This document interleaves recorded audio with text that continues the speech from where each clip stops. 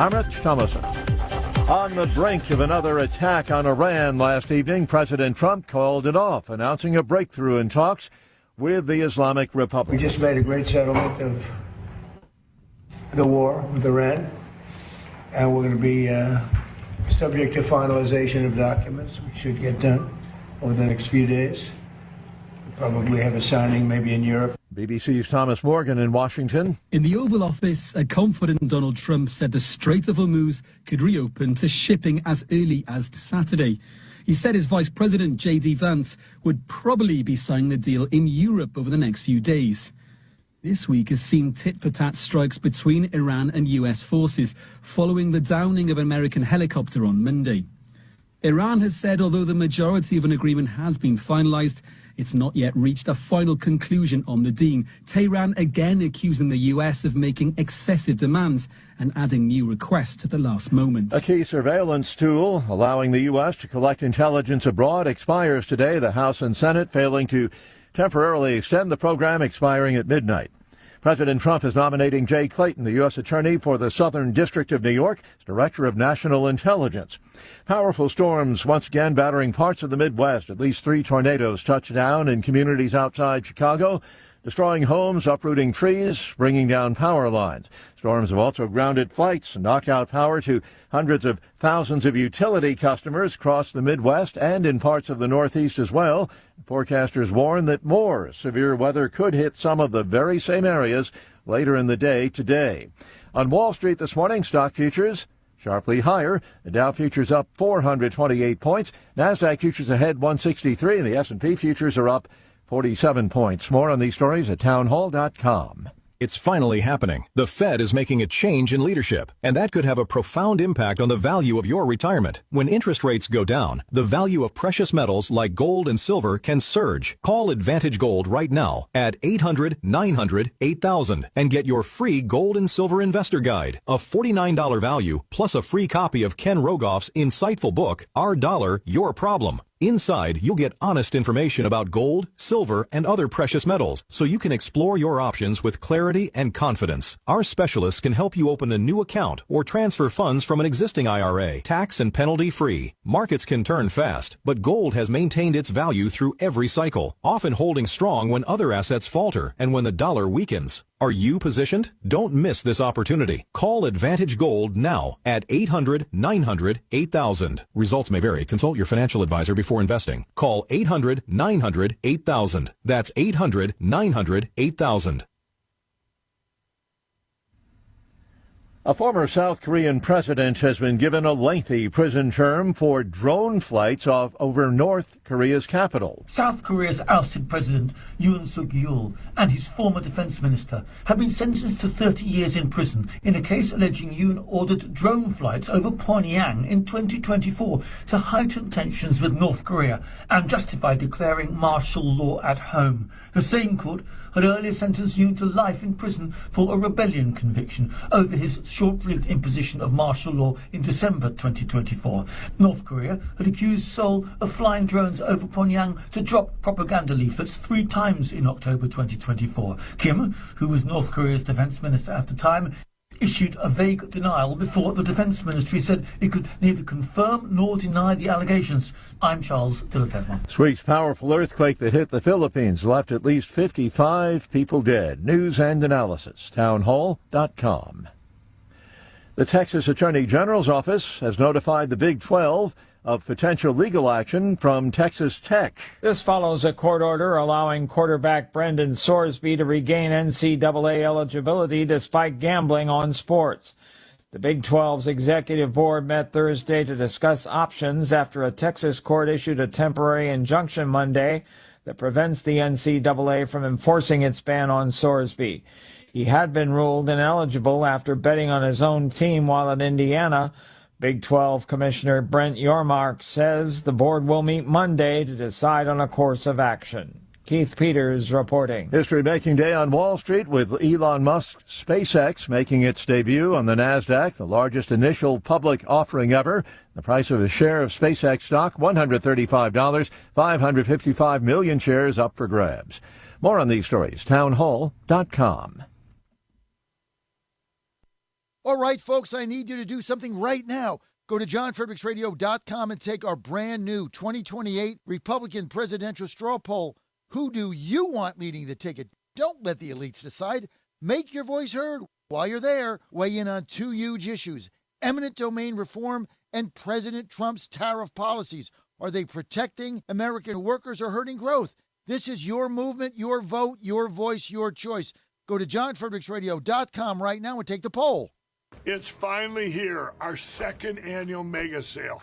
This sale only comes around once a year, so take advantage of the best offers ever while you can. For example, save 50% on our Giza Dream bed sheets, as low as $29.98. And for the first time ever on TV, MyPillow mattresses and MyPillow mattress toppers as low as $99.98. And you save 50% on our Lux Pure 6-piece towel sets. Regular $69.98, now only $39.98. And our best-selling standard MyPillows, regular $49.98, on sale for $17.98. Wait on it, mega sale only $14.98. But wait, there's more. To make the mega sale even more special, when you order right now, your order's going to ship absolutely free. To take advantage of the second annual mega sale, go to MyPillow.com or call 800-854-0504 and use promo code Godzilla. And they're off. This summer, the Thunder returns to Colonial Downs Racetrack. Live thoroughbred racing June 25th through September 7th. Feel the excitement. Hear the roar of the crowd. Experience Virginia's premier horse racing destination every Thursday through Sunday all summer long. Bring the whole family for Family Fun Sundays, packed with activities for all ages. Parking? Free. General admission? Free. Memories? Priceless. Make Colonial Downs Racetrack your new summer fun time tradition. Get tickets and race day info now at colonialdowns.com. Hey folks, Al Green here for SatPhone. When you're on the go, you want to know you're connected. If it's a family vacation or an off-the-grid escape to a remote destination, having reliable communication helps you feel safe and secure. You can't afford to find yourself in a dead zone. That's why you need SatPhone. SatPhones are reliable, durable, and give you global coverage. If you can get outside, you can get in touch. It's that simple. Make calls from your SatPhone to any regular cell phone in the United States. The phones are $1,500 value, but you can get yours free. Just sign up for a 15-month plan, $94.95 a month. Get 150 minutes monthly that roll to the next month. Go 3 months without using them, that's fine. Yes, 3 months, 450 minutes, all yours. Visit SAT123.com or call 855-980-5830. SAT123.com, 855-980-5830. Get surety and security with your SatPhone. Call now. A groundbreaking new study shows that there is a safe and inexpensive potential cancer treatment, and it's a drug that many of us already know about, ivermectin. This new study shows that individuals who took ivermectin, the parasite-fighting medication that gained fame during the COVID pandemic, along with the drug mebendazole, saw remarkable results in their battles with cancer. These incredibly promising results have many Americans wondering where they can obtain U.S.-made ivermectin and mebendazole. And that's where the Wellness Company comes in. You see and hear from Wellness Company doctors all the time on this network, and you know that their products are the gold standard for keeping you and your family safe and healthy. The Wellness Company is making 100% American-made ivermectin and mebendazole available at an incredibly affordable price point. Say no to Big Pharma's greed and no to Big Pharma's poisons, and say yes to a company that you can trust to bring you safe, affordable, and effective treatments. If you or someone you love is interested in trying ivermectin and mebendazole, then I urge you to go to twc.health/Godzilla today and order. That's twc.health/Godzilla. Use the promo code Godzilla to save 10%.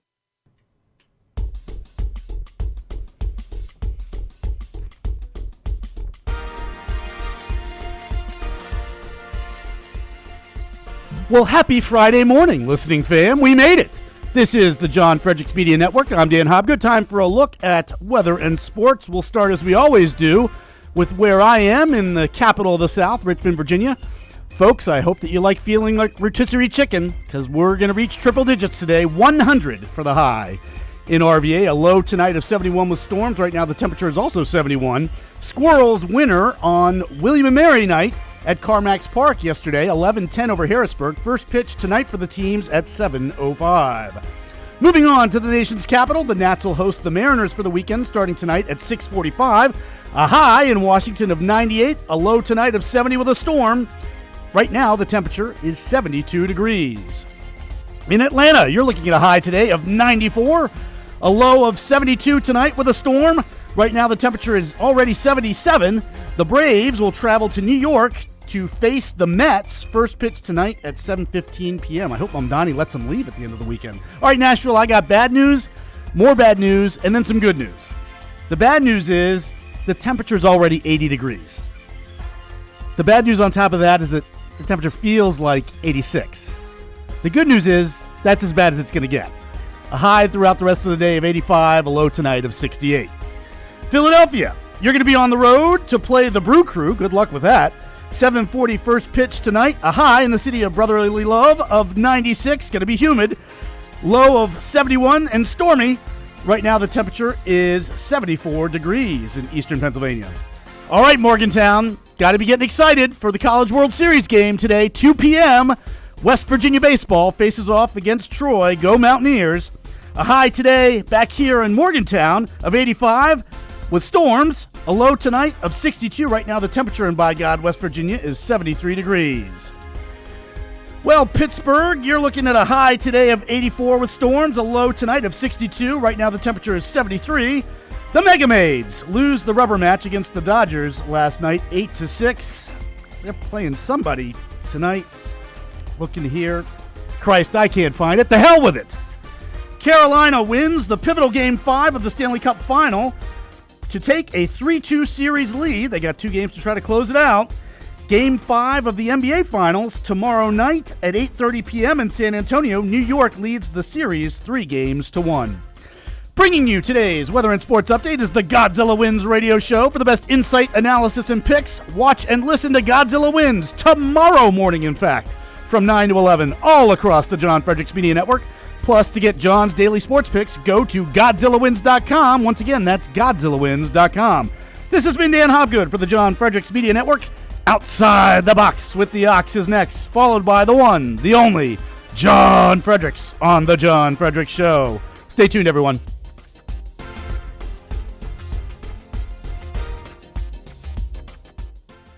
The FIFA World Cup kicked off Thursday. Axios calls it one of the world's largest parties. Tennis, right? Hockey. Nope. Football. Soccer. From that story, some guy who owns a soccer/gay lesbian bar in St. Paul says the idea that Americans don't care about soccer is just insane. That the sports bar world is really excited to cash in big this summer, as the media is using this as another reason to remind people how Operation Metro Surge hurt their businesses this winter, even though this guy voluntarily shut down his bar in protest during that time. In further propaganda trying to get us all to care about FIFA, Axios cited that 7.5% of high school athletes in 1994 played soccer. Today, that number is 10.6%. Oh, wow. Remember, the first we heard of this was last November. I also want to thank Vice President J.D. Vance, Marco Rubio, as we host the official 2026 FIFA World Cup tournament. Let's see, the Trump team made this happen. LGBTQ bars in Minneapolis expect to cash in big, and the media is begging us to believe that 3% more kids playing soccer over the past 3 decades means Americans have a voracious appetite for soccer now, even though we all know that we don't. Thinking outside the box, and then the people who decide what the Democrat side and the Republican side of every issue is, heads exploded. You're outside the box with the Ox in the Eastern Time Zone, and now in West Virginia on the John Fredericks Media Network.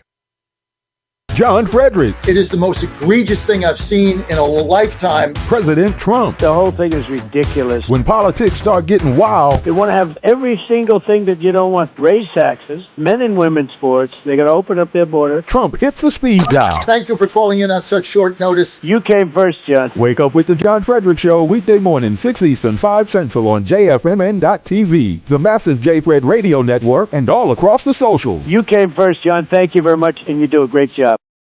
Right now, download the new WV Sports Nation app from the Apple Store or Google Play and get the entire Mountaineers sports world in the palm of your hand. Right now, get notified when new stories drop about your favorite Mountaineers teams and athletes. Download the WV Sports Nation app right now. Get updates on next level Mountaineers like Weatherholt and Joe Mazzulla. All that and more right in your pocket right now. Download the new WV Sports Nation app from the Apple Store or Google Play. Download the app right now. Live from the studios of the John Fredericks Media Network. It's The John Fredericks Show. Grab yourself a cup of 1775 coffee, sit back, and get ready for the best 4 hours of talk in the universe. To be part of the show, just call our toll-free number, 888-480-5646. And now, here's the Godzilla of Truth, the Oracle of the Deplorables, the man who plays to win the game, John Fredericks. Kellogg's a former national security advisor to President Trump. General, does this time feel different for you? Oh, absolutely. Look, Jesse, I will tell you, President Trump has the guts of a riverboat gambler. I mean, he's done everything right on this one. And, you know, you have to actually go back to 1972 when President Nixon was whipsawed along by the North Vietnamese because the Paris peace talks were breaking down. So he said, fine. So we launched what was called Operation Linebacker. He put B-52s above Hanoi for 12 straight nights and days. And they finally said, enough of this. And they went back to the Paris peace talks. We ended the Vietnamese War. And I think President Trump has done kind of the same thing by putting massive efforts on the Iranians. And like I said, I want to go to the negotiation table. I do have a concern, and I think everybody should have this concern. When you look at the Iranians, you know, they are fundamentalist part of Islam. They are Shias, as opposed to the Sunnis like Saudi Arabia. And the Shias are fundamentalists, meaning they believe that the leader of the supreme leader, they all should be ancestors of Muhammad. But when you look at what they do, they believe in a thing called taqiyya. And taqiyya is their way of kind of negotiating and thinking about it.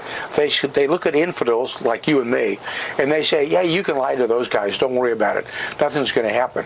They never ran into a guy like President Trump. And I think President Trump has really brought pressure on him.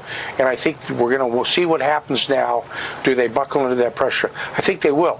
At least I hope they will. And if not, we'll be back at it again. Now, do I trust them? Absolutely not. I've lived with these guys long enough to know you can't really trust them. You have to play really hard to bring them to the negotiation table.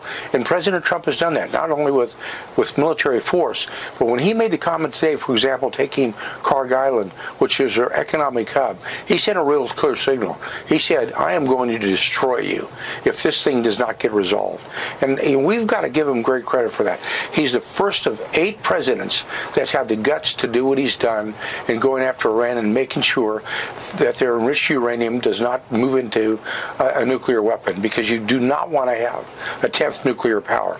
9's quite enough, because these guys are just nuts enough to be able to use it well into the future. And if they would use it, Israel's got a nuclear weapon as well, then you've got a major problem out there. So give our president tremendous credit. And oh, by the way, everybody that criticizes him, they're just noise. The fact of the matter is, under Article 2, Section 2, there is a solo commander-in-chief. That's the president. I didn't get any electoral college votes. You didn't get any electoral college votes. No senator did either. He did. So he's the boss. He's the one that's in charge. And when he makes the decision to execute, then our job is to follow him. Once we give him all the options, he makes the decision, we execute. And we leave the blockade up until we see for sure that this dust has been disintegrated. Is that your understanding? Well, my understanding is that we'll be able to collect it and move it somewhere else. I don't care if it's in Switzerland. The IAEA will take charge of it, move it somewhere else. But make sure it's not in Iran. And also, by the way, besides the enriched uranium, we've got to make sure that they don't have the centrifuges, which helps them to develop the enriched uranium. We've got to get those out of there as well. So it's just not the what we call the nuclear dust, but it's the enriched uranium plus the centrifuges, so they cannot go back and do something 3, 4, 5 years from now. As long as you leave the mullahs in charge, as long as you've got a theocratic government that chants death to America, then you've got a concern. And that is my concern. I think President Trump's handled it better than any president before him. But, as we well know, there's going to be another election, and they'll string you along. That's what happened to us in North Korea. It could happen to us here in Iran as well. I don't think President Trump's going to allow that to happen, but I think it's a cautionary note. It sure is. Yeah, you can't leave it to another president. And that's one of the reasons he engaged in this operation, because other presidents had kicked it to him. And hopefully he sees this through, and we're confident that he will. General, thank you so much. Have a great weekend. Thanks, Jesse. Hey, folks, John Fredericks here with my wife, Ann. We're in Washington, D.C., in Farragut Square, right outside of Farragut North Metro. I'm your candidate for Ward 2 Chairman, DC GOP. Hope you vote for me on June 16th or send your ballot early. Why am I running? Right here on the Metro. I'm here with my wife, Ann. When we got to Washington, D.C. in November of 2024, I wouldn't let my wife ride the Metro, not without me there, certainly not at night, no way. One time she goes on, she's accosted, there's panhandlers, can't do it, right? 18 months later, let me tell you what leadership has done. We ride the Metro everywhere, every day. It's safe, it's secure, it's clean. We go on the Metro everywhere. I can't remember the last time we drove a car. We've also gone on the buses. They're safe. This is what leadership is about. This is what President Trump has done in Washington, D.C. In 18 months, we went from never being able to ride the Metro to now here we are riding it every single day, as so many people have come up to us. When you see the National Guard people, they've made this city so much safer. Our cops have made it safer. The Metro police are fantastic. The Park police, we have to support our blue and support our Metro. Now, the bottom line is we have a choice. We can live in squalor and filth and crime and dirty metros, and you can't ride it, people jumping turnstiles, or we can live in peace and harmony with safety and cleanliness. And that is what we've done here. That is what President Trump's done. And as your Ward 2 chairman, I am going to continue to fight for you every single day to make sure that our ward and our city is clean, it's safe, and it's beautiful. This is my wife, Ann Fredericks.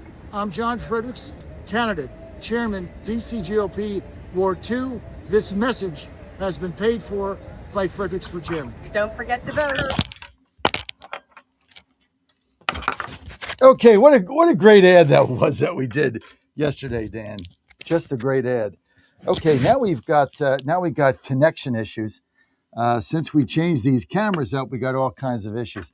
Dan, I'm gonna go to a quick commercial, and we're gonna reconnect here and get all this fixed since we went to the two cameras yesterday because I'm not getting a clean feed. I'll be right back, guys. Sorry about this. We make one change and chaos occurs in the studio. Be right back. In 2008, the amount of concentrated time people could spend on a task without becoming distracted was 12 seconds. 5 years later, it was only 8 seconds, 1 second less than a goldfish. If you're often distracted or have trouble recalling information, you're likely to fall behind in the demanding, fast-paced 21st century. In other words, brain performance is more critical now than ever. Boost your brain power with Healthy Cells Focus Plus Recall. Science-backed nootropics to help you sharpen focus, concentrate longer, enhance recall, improve mental speed, learn rapidly, and be more alert. It's a pill-free brain supplement made with maximum absorption ingestible gel technology, designed to feed your brain at the cellular level. Take it for a test drive. Go to healthycell.com and use code GODZILLA for 20% off your first order of Focus Plus Recall. That's healthycell.com, code GODZILLA for 20% off. 1775 Coffee is giving away free starter kits. Try the dark or medium roast coffee with longevity blend, an infused blend with anti-aging calcium alpha-ketoglutarate, which has been clinically proven to reduce biological age. When you purchase the first 2 bags, you'll receive a free 1775 starter kit, including a third 16-ounce bag of coffee, a matte black tumbler, a frother, a gold scoop, or a reusable K-cup filter. Just order now at 1775coffee.com/Godzilla and claim your free 1775 starter kit while supplies last. Hey folks, John Fredericks here, White House correspondent, your national TV and radio talk show host. There is no better time to follow me on social media than right now. We're red hot at JF Radio Show, at JF Radio Show. Doesn't matter if you're TikTok, Instagram, Facebook, everything is right there. We're on X, we're on Rumble, you name it, we're there. Don't forget Getter too. Just follow me at JF Radio Show. And if you ever miss a show or you want a segment, just go to YouTube, our page, John Fredericks Media. It's all right there. He's the voice of Virginia. No, you can't. You have one of the worst voices I've ever heard in my life. And the commander of common sense. Fire at will, Commander. Now back to the John Fredericks Show. Well, Dan, we've got some internet connection problems. I have no idea what it is, so we're going to be a little scratchy here till we can figure this out. But it's great to have you with us. Great to have the Mountaineers in Omaha. And the first game today for the West Virginia Mountaineers in a College World Series is going to be at 2 p.m. Eastern. 2 p.m. Eastern. You can get it across WV The Torch, all of our stations in West Virginia, Pittsburgh, and Philadelphia. So you want to tune in there. Our pregame show is at 12:30 today, 12:30 Eastern Time, pregame show of the College World Series. You do not want to miss this biggest thing that's ever happened in Morgantown in, I don't know, 50 years, 100 years, maybe ever since the advent of the coal mines there. So it's going to be a heck of a day, a heck of a weekend, and hopefully the Mountaineers will keep winning. And you can catch them all right here on the John Fredericks Media Network. If you want it, if you want to get the feed, the radio feed, you just go to wvthetorch.com, download that app, wvthetorch.com. We play it there. Doesn't matter where you are in the world, you're going to be able to get the Mountaineers starting at 2 p.m. on WV The Torch. Go to wvthetorch.com, and you are good to go right there. Now, lots going on today. Let's just get into some of the reality of this, okay? I've been saying this for weeks. The fake news is in overdrive beyond the pale of anything you've ever seen. It is never going to stop. They want us to lose the war to Iran. They want gas prices to be $5. They want to tell you every day your life is miserable and you lead a wretched existence. This is nonstop drumbeat. I get up at 3:45. I go to my news feed. Every single article, Trump's going to lose. Trump is awful. Country's unhappy. Everybody's miserable. Independents abandoning Trump. Republicans are done. MAGA's over. It's split. It's horrible. It's awful. We're all going to die. That is every single article, every single morning when I get up. That's what I'm greeted with. And it doesn't matter where I go. It's all the same. Now let's look at the reality. President Trump, once again, is convinced he has a deal with the so-called Iranian government, whatever they may be. Apparently, they have signed something. We don't know who signed it. We don't know the details. But apparently, the president is happy with the deal that he cut. He says they will not get a nuclear bomb. The straits will be open. This is good. These are good things. Now, whether this comes to reality, I don't know. Otherwise, the bombing is going to continue. And he told me he was going to take Carg Island. And once we do that, they're done. And they know it. And we're positioned to take it because then we get all of their oil that's been stored there in those tankers. We just get it all. Ship it back to the United States. They collapse as a country. This is not a game. I mean, they know what's going on. So the president has been stellar and patient in his negotiations to get us out of this war and meet our objectives, which he's now very close to meeting. Oil that they've been sneaking through the straits at night, right? That oil, which is now reaching the U.S., has dropped oil to $87 a barrel. Gas is getting under $4 almost everywhere. It's going to continue to go down. Inflation today was up last month, up because of the war, down when the war is over. Fertilizer, down when the war is over. All is coming down when the war is over. And this is imminent. Days, maybe this weekend, he said. Maybe not, maybe Tuesday. The bottom line is, this is an incredible, like Anthony who called yesterday, I understand prices are higher. But look at where we went under Biden. Like, what am I missing here? Gas was $5. Prices were higher. Except for last month, Trump has tamed inflation. It has gone down dramatically. It has been arrested. We're not getting the constant increase we were getting month over month, where these clowns were telling us that it was transitory.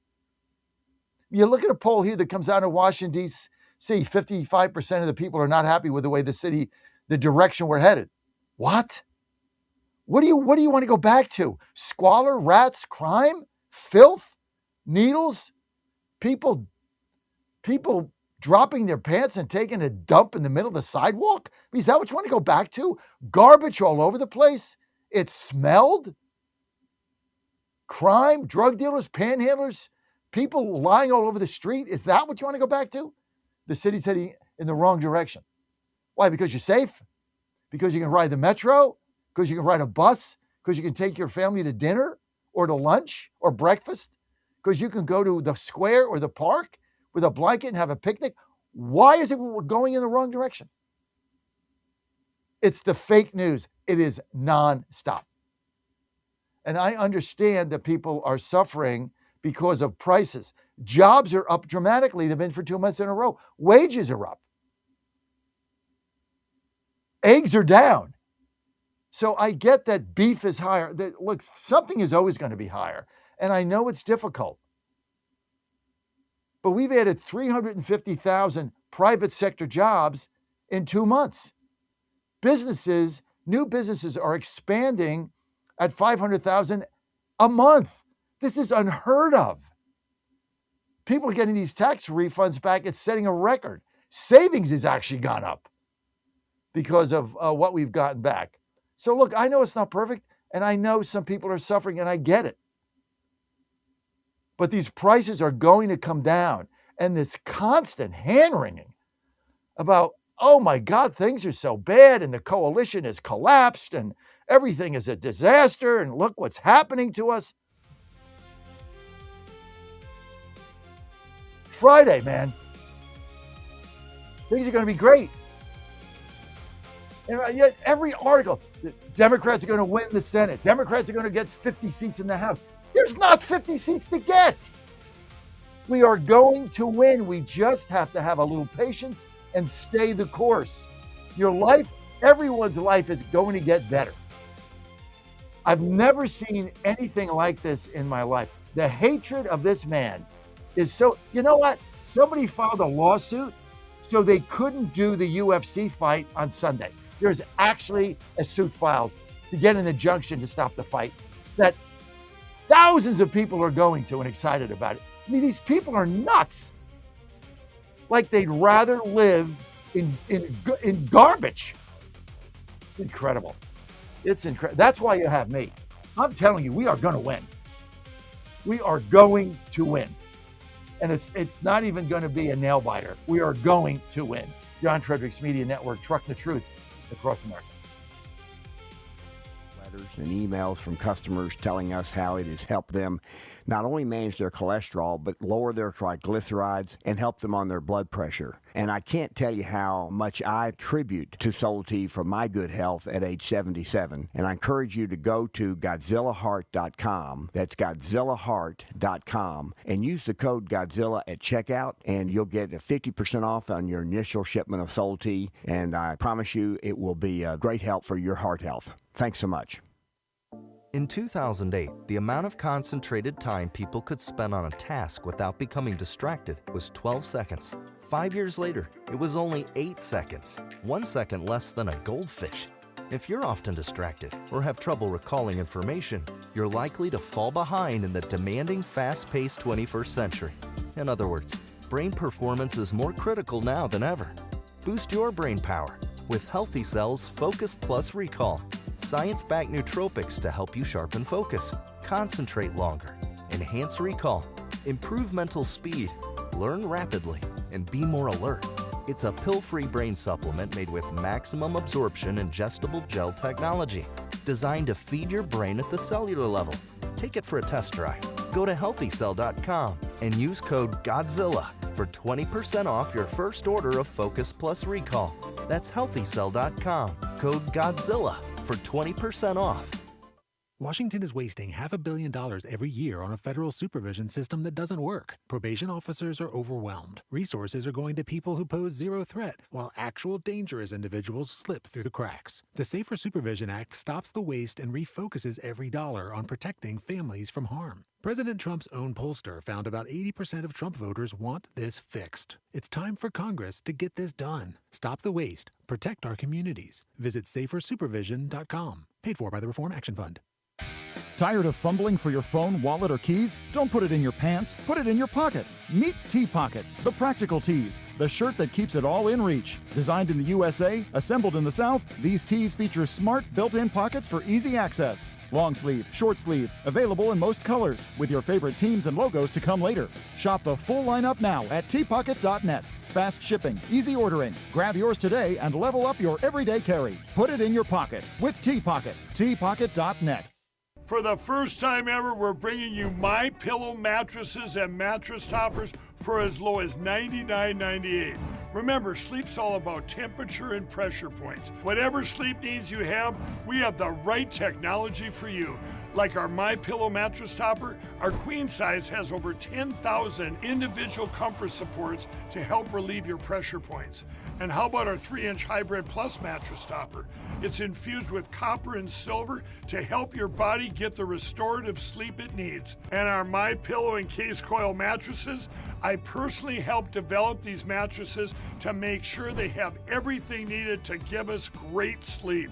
Plus, they're made right here in the USA, and they ship right to your front door, absolutely free. Go to mypillow.com or call 800-854-0504 and use promo code Godzilla to get MyPillow mattresses and toppers for as low as $99.98 and free shipping.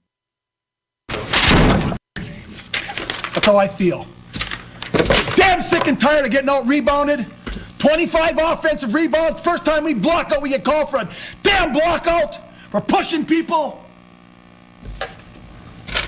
Meanwhile, they're on the other court grabbing rebounds, going over the top and grabbing them. We get one offensive rebound, the other get called for over the back.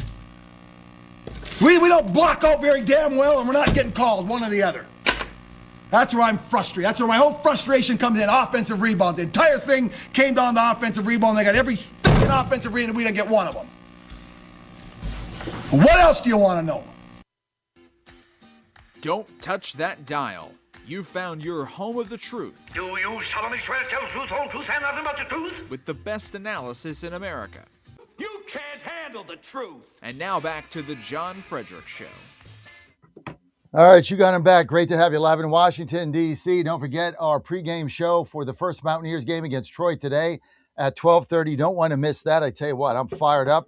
I hope you are too. Hey, let me tell you this. The other reason I'm excited today is because I'm about to take my first sip of my 1775 coffee this morning. Been a hectic day so far. Got some glitches going on here, but I tell you what, let's get fired up. If you are a coffee drinker, you have one coffee to go to, and that is 1775 Coffee. Go to 1775coffee.com. Why is it so phenomenal? Well, first of all, it's affordable. Second of all, it's from Bolivia. That's where the beans are at the highest mountain, so they taste good. But the main thing is they're fresh roasted daily. So right here, I'm going to take my first sip of my 1775. Hang on. Damn! That is great coffee. I forget how good it is every day. That is one great cup of freshly brewed coffee. I gotta have another one.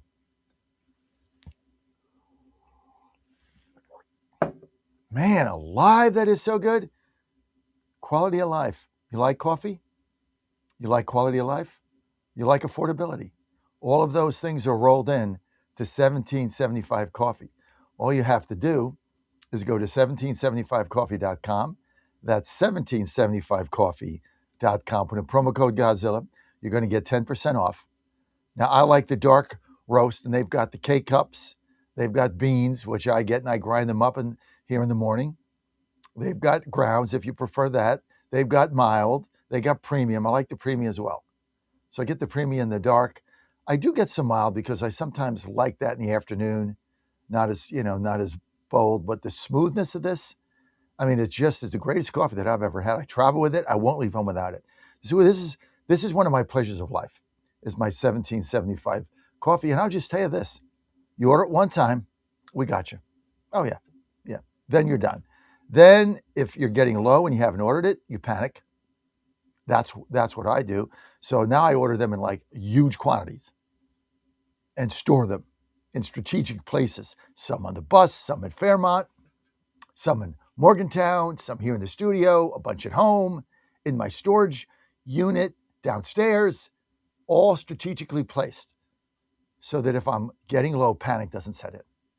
That's how much I love my 1775 coffee. Go to 1775coffee.com, promo code Godzilla, and you're good to go. Okay, Let's get to the phone lines, and let's get to Steve Areno in Virginia. Steve, go ahead. Good morning, Chairman Fredericks. Good morning. Thank you very much for taking the call. Happy Friday. And from what you were just saying, sounds like you could be a 1775 prepper. No question. I love my 1775 coffee. Steve, thank you for your donations. Thank you for helping us out. What's on your mind? What's on my mind is that, first off, just very quickly, a recent Susie Kelly ponderable moment talked about having an attitude of gratitude.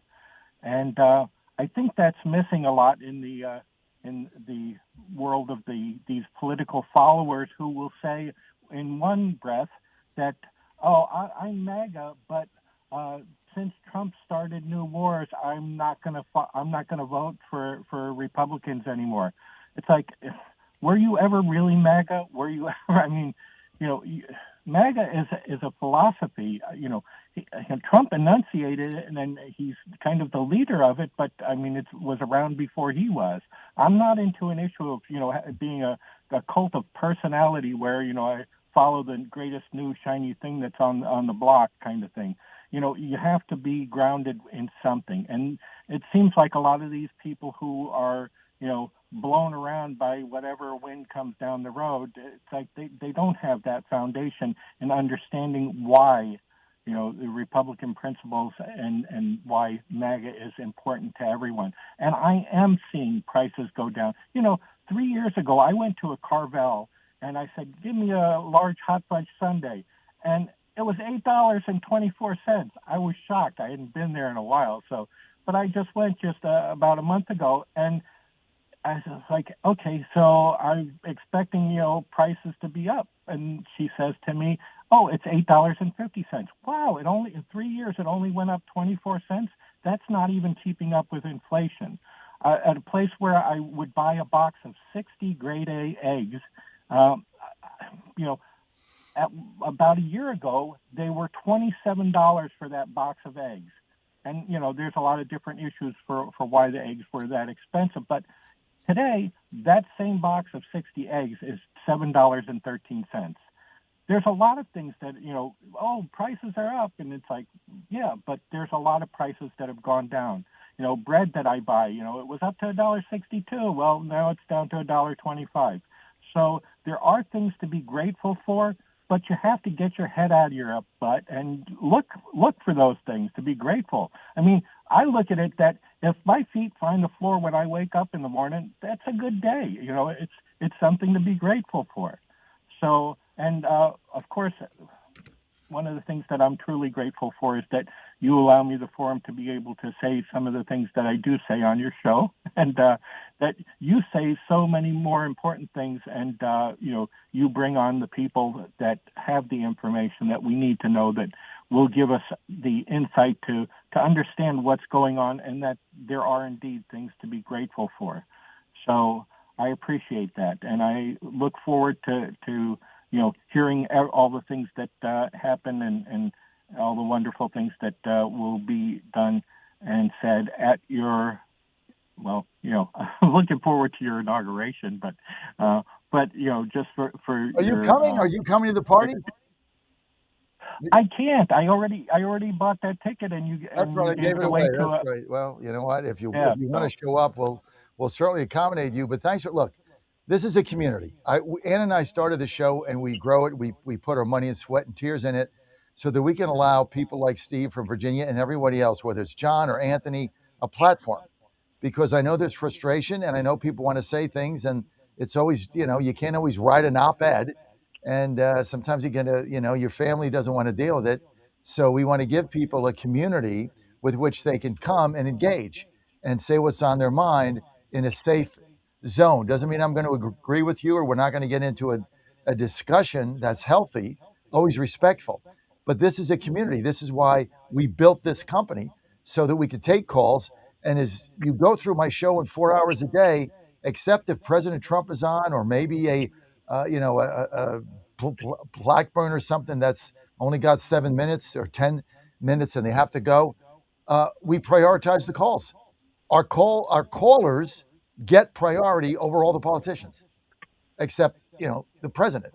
So this is what this network's about. This is what our show is about. This is why we do this every day. This is why I get up at 3:45 every day at 68 years old, so that we can provide people like yourself a platform with which to engage and say what's on your mind. And that is an important thing. Everybody needs an opportunity to engage. And, there's only so much social media that we can take. You got to be able to engage and have a conversation and talk to people and make it real. And that's the environment that we try to present. That's what I'm doing, why I'm running for office, so that people have a voice, so people can come to me with their problems and we can try to resolve it or fix it or bring it to the attention of those that have the authority here. If you just sit at home and go on social media, you'll never get anything done. And now we're finding out that a huge amount of these people on X that are promoting certain things, they're all paid. I mean, this has become now a paid influencer platform. It's real. They're paid lots of money to promote people. And, it started with silly memes. Those are not guys doing memes. They're paid by the campaigns. They do a great job. But, a lot of these guys, Doherty and them, AJ Doherty that gets on, this is their full-time job. They're paid to go on. They're paid influencers. Nothing wrong with that. It's a free economy. But you can't engage, engaging in social media is not the same as calling up and having a conversation with someone or calling up and talking to one of our guests. It's just a different format. And this is really what we believe in. And, look, some people like it, some don't. We know we're not for everybody, but I tell you one thing, you're always going to get here, Steve. You're going to get the truth and you're going to get clarity. That's the one thing you're going to get 5 days a week. And you're going to get it on Saturday from 9 to 11 and on my pregame show today at 12:30 in West Virginia. You're going to get truth and clarity. Troy has no business being in this World Series. No more than Cal Poly did. They have no business being here. And 2 and done. Okay, Maryland beat them 2 out of 3. I went there. We should have swept them. I mean, Joe shut him down in the 9th inning before he got hurt on 8 pitches. I mean, come on, guys. I mean, they shouldn't be there. They're going to get blown out today. And West Virginia is going to the finals. It's going to be fun. So stay with us. Steve, always good to engage with you. Thanks for the call. Very inspiring. Thank you very much. Steve, you have a good weekend. The John Fredericks Media Network, trucking the truth across America. I'm fired up today. TGIF. Hey, as long as I got baseball in my life, world is good. Life's good, right? And here's the better news, Dan. You know what the better news is? Astros didn't play yesterday, so they couldn't lose. Wish I could say that for the Pirates. I love off days, baby. Off days are great. I like them these days, too. Off days. Yo, let's go. Off day, off day, off day. Rainouts and off days. Rainouts and off days. We can't lose. It's really good. See my little dance there? Yeah. Is that like an evolved version of the Trump dance? Is that the Fredericks? Is it going to be called the Fredericks? I bet the Hurricanes last night, winner chicken dinner. Forgot to put it up on Godzilla Wins, though. Yeah, that went well for you. Yeah, two games to close it out at this point for the Hurricanes. No, my father's pick. I'm sure he'll rub that in on the Virginia gang. Yep. In fact, I emptied my DraftKings account last night. I don't normally do this. Like whatever was in there, I bet it all. No $200 limit for that, huh? No, I knew Carolina was going to win that game. Now, I bet him when Vegas beat him, and so I took it on the chin. But whatever was in there, I'm like, yep, roll it. Then I went to bed.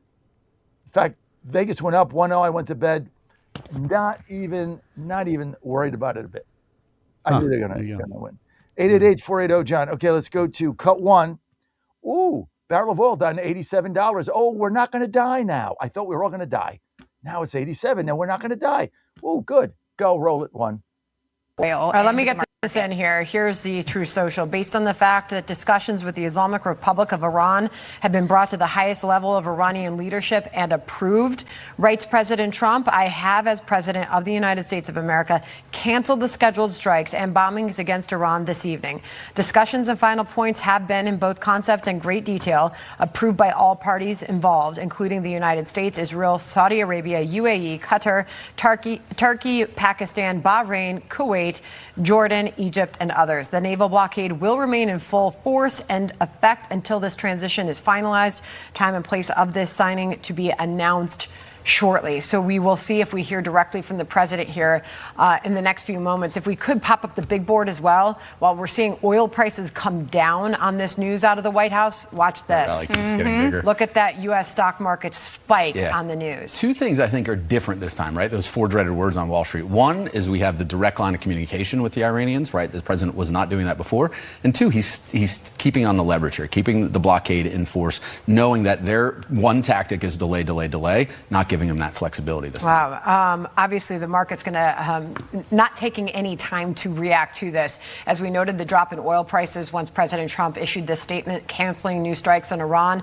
Oil prices dove down now about $3, down to $87 a barrel. I keep looking at that. I was like, even though we saw the spikes to $90, $100 a barrel, even President Trump would note that in the face of so much geopolitical risk, historically, we would have seen a massive oil spike. $115, $120. $200 a barrel. We never quite saw that, but now you have at least some news affecting this right now, and you're already dropping to $87 a barrel, which is really interesting. I'm going to have a lot of fun over this summer. I'm going to have so much fun. Just stay with me. We are going to have so much fun together when oil prices and gas prices and grocery prices start dropping and the war is over and they don't have a bomb and the straits are open. We are going to have so much fun because we're going to have this great birthday celebration. I'm going to be Ward 2 chairman. Thank you very much. Come to our victory party. Go to makedcgreat.com. And it's going to be fun. Why is it going to be fun? Because what are the Democrats going to talk about? Graham Plattner beating up women, allegedly? What are they going to talk about? It's going to be like just fasten your seatbelts, lace them up and lace them tight, and just enjoy the ride. You've worked hard. It's okay once in a while to just enjoy the ride. And that's what you're going to do. Keep working, but have some fun. We got to have fun. All work and no play makes Johnny a doughboy. And you. All good. Our Bible verse of the day, Corinthians 13:4. Love is patient and kind. Love does not envy or boast. Love is not arrogant. What a beautiful verse of the day, Corinthians 13:4. By the way, Susie Kelly's going to be with us at 7:30 today. I thought, Dan, her new batch of Ponderful Moments were phenomenal. Something inspired her. Hope it was us, but they were really, really good. So she's going to be with us at 7:35. Always good to have her with us. Let's go to one. I think this is going to be 1A here. President Trump saying that the straits have been open for a number of months already. 1A, President Trump, roll it. The strait is open, but the straits have been open for a number of months already, and you just didn't know about it. You as reporters weren't able to get it. I just announced yesterday that we brought a lot of ships through, and nobody knew about it. I guess we did a pretty good job, Peter, right? But we brought many, many ships across, and millions, hundreds of millions of barrels of oil were brought across. I mean, this is like he was bringing all these oil across the straits in the middle of the night and didn't tell anybody, and that's why oil prices haven't spiked, and they're going to continue to go down. All right, let's get to the phone calls. Let's see. Let's start with Greg in Georgia. Greg, you're live. Go. Hey, good morning, John. What's up, Greg? Can you hear me? Yes, sir. Hey, the other morning, my wife, who's mucking stalls right now, comes in to the bedroom at like 3:45, takes a big sip of coffee and goes, "Damn, that's good coffee." And but I was, not only are you the oracle of the deplorables, I was thinking you are America's coach. You're like my happiness coach, because like I'll listen to Alex Jones or whatever in the day, and like he gets my doom going, and then I listen to you and I think, well, no, you're like my happiness coach. But did you hear that clip with Jesse Waters and General Kellogg? Yes. That I knew General Kellogg, like back in 82 and 85. He was my battalion commander in the 82nd Airborne. And I actually was like part of like 20 troops that were picked to form a color guard. And we actually went over to Holland in 84 and for the 40th anniversary of Operation Market Garden, which is when the 82nd jumped in there. And I actually jumped with Lieutenant Colonel Kellogg back then, and we got our Dutch commando wings, you know. That was like awesome. But so, you know, the 82nd has been deployed. They're in Israel right now. And I was thinking that they could possibly be jumping into that Karg Island in conjunction with the Marines who are deployed out there. And then they would use those sound weapons and like have the Rangers jump into Iran or whatever and round up all the leadership. What do you think about that? I think, listen, no one would know that plan better than you, Greg, because you've been there, done that. And thank you for your service and a very interesting story that you jumped with Kellogg. I have no way of verifying that, so I'm going to take you at your word. But that's pretty neat that you're seeing your lieutenant general on TV and you jumped with him. So look, I think you're as qualified as anybody to say that. It seems to me, as a layman, I don't have any intel. I'm just a layman here in DC. But it seems that when he threatened to take Karg Island, this may have been the threat that they had to deal with, because that's where they store all the oil. There's like millions and millions of barrels of oil there in Karg Island that is Iranian oil that is stored in those tankers. And if we took them, I mean, they have no access to anything. They're basically, so, you know, maybe that was part of it. I don't know, but let's see if it plays out this weekend, Greg.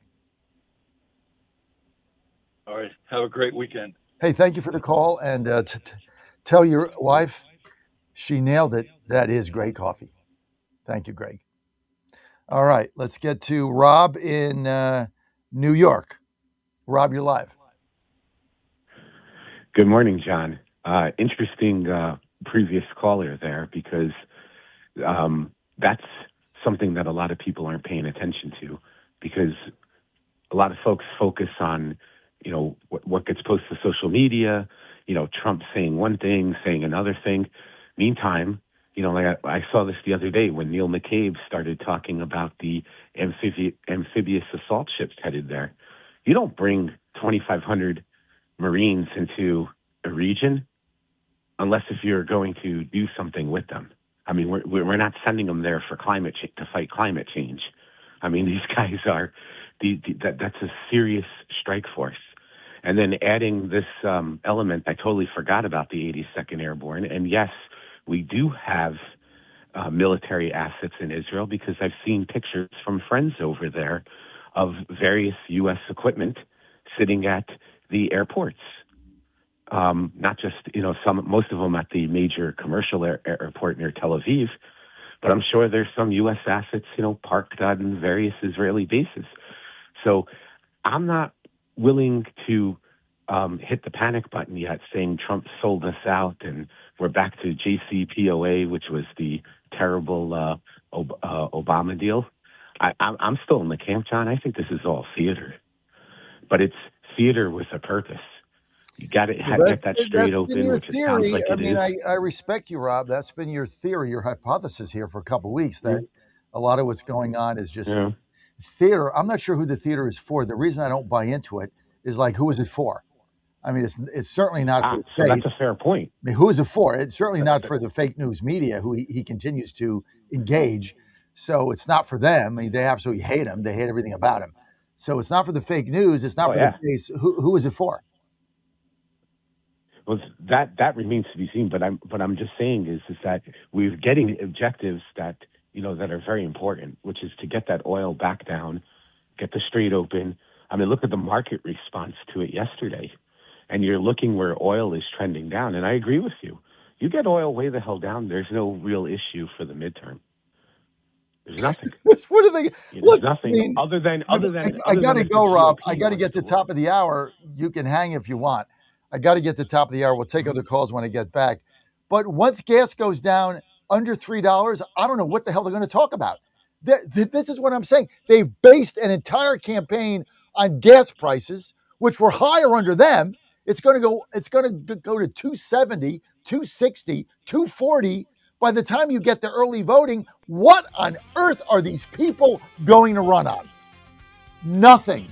This is why I'm so optimistic. I don't care what Alex Jones said. Look, I know Bannon's out there saying we're going to lose the Senate. We're going to lose 40 seats in the House. There's not 40 seats to lose. They don't exist. This is all naysayers because this is what gets you clicks. You got to get this. It gets you clicks. They fearmonger. They get you clicks. Based on what? They're going to take the Senate. Based on what? Plattner? Give me a break. Hey, I'm going to be right back. Stay with us. Iran is now more willing to reach an agreement. They've taken a pounding like very few people could take, and they want to make the deal a lot more than I do. We could have had it done the other way, I guess, but it would have taken longer. They got hit very hard recently, as you know, and I don't like to have to do things that way, but I felt it was necessary. It's a great deal for the United States and for the Middle East, and I think ultimately great for Iran because they'll be able to build up their country and their country. Willie Nelson, the White House. FISA is about to expire. The law allowing the U.S. to gather intelligence overseas runs out at midnight. House and Senate lawmakers failing to extend it. A lot of people without power this morning, hundreds of thousands of outages. Result of violent storms that pounded parts of the Midwest, the Mid-Atlantic, and the Northeast. The Midwest really got slammed with multiple tornadoes, including several confirmed outside Chicago. More severe weather is possible today. This is a history-making day on Wall Street with Elon Musk's SpaceX making its debut on the NASDAQ. It is the largest initial public offering ever. The price for a share of SpaceX stock, $135. More than 555 million shares up for grabs. I'm watching Wall Street. Dow futures up 268 points. More on these stories at townhall.com.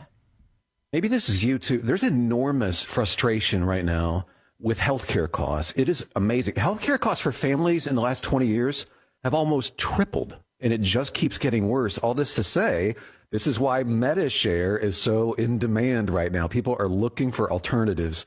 And MediShare is proven you can save thousands of dollars a year and actually like it more. Over 1 million Americans are now part of healthcare sharing, and MediShare is the gold standard. It's trusted. It works. It's been helping people save money and have peace of mind now for 30 plus years.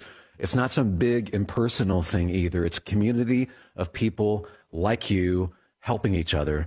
So yeah, if you're frustrated too, here's your chance to make a refreshing change. You'll notice the difference as soon as you call. They're easy to talk to. You can get a price within 2 minutes. Here is the number. Call 844-41-BIBLE. That's 844-41-BIBLE. 844-41-BIBLE.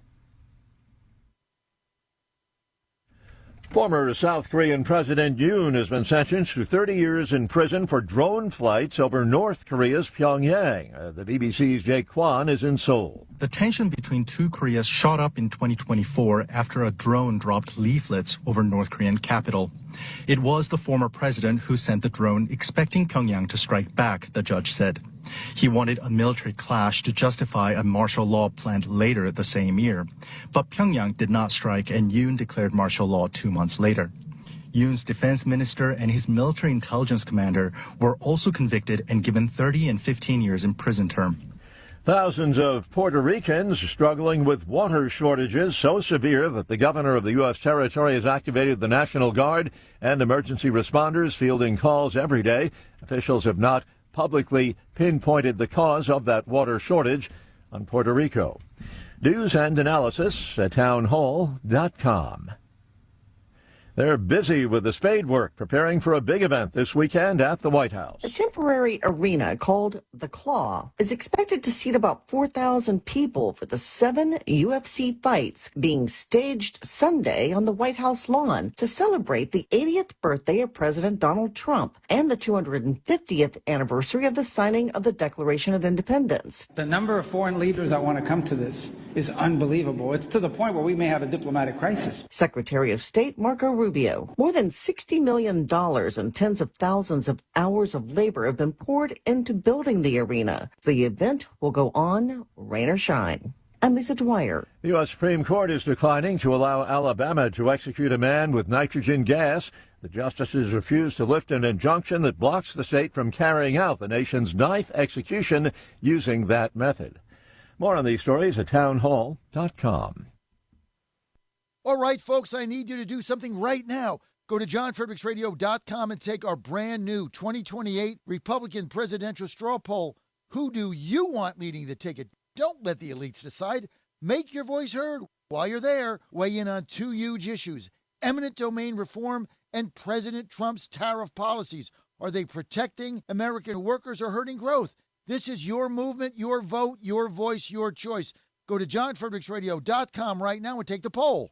President Trump is already transforming Washington, D.C., making it the safest, cleanest, and most beautiful city in the world. But we need fighters on the ground to keep it going. I'm John Fredericks, and I'm running for chairman of D.C. GOP Ward 2 to make sure Trump's vision for this city becomes a reality. Safe streets, clean neighborhoods, and yes, rat-free. Go to MakeDCGreat.com. That's MakeDCGreat.com right now and send a donation. Let's finish what President Trump started. Donation limit $200. I'm John Fredericks, and I paid for this ad. John Fredericks, America's Godzilla of Truth. He knows state politics have impact everywhere, so now he goes national at 9, hitting all the hot spots that are about to blow. Monday, it's the Pennsylvania Posse. Tuesday, get the Texas Truth. Wednesday, the Peach Crew dishes Georgia. Thursday, it's the D.C. Dispatch. And Friday, the Virginia Gang is in the studio. Every day at 9, John lets the spotlight shine. It's local, it's national, it's everything. The John Fredericks Show, weekday morning, 6 Eastern, 5 Central, right here. 1775 Coffee is giving away free starter kits. Try the dark or medium roast coffee with longevity blend, an infused blend with anti-aging supplements clinically proven to reduce biological age. When you purchase the first 2 bags, you'll receive a free 1775 starter kit, including a third 16-ounce bag of coffee, a matte black tumbler, a frother, a gold scoop, or a reusable K-cup filter. Just order now at 1775coffee.com/Godzilla and claim your free 1775 starter kit while supplies last. Washington is wasting $500 million every year on a federal supervision system that doesn't work. Probation officers are overwhelmed. Resources are going to people who pose zero threat, while actual dangerous individuals slip through the cracks. The Safer Supervision Act stops the waste and refocuses every dollar on protecting families from harm. President Trump's own pollster found about 80% of Trump voters want this fixed. It's time for Congress to get this done. Stop the waste. Protect our communities. Visit safersupervision.com. Paid for by the Reform Action Fund.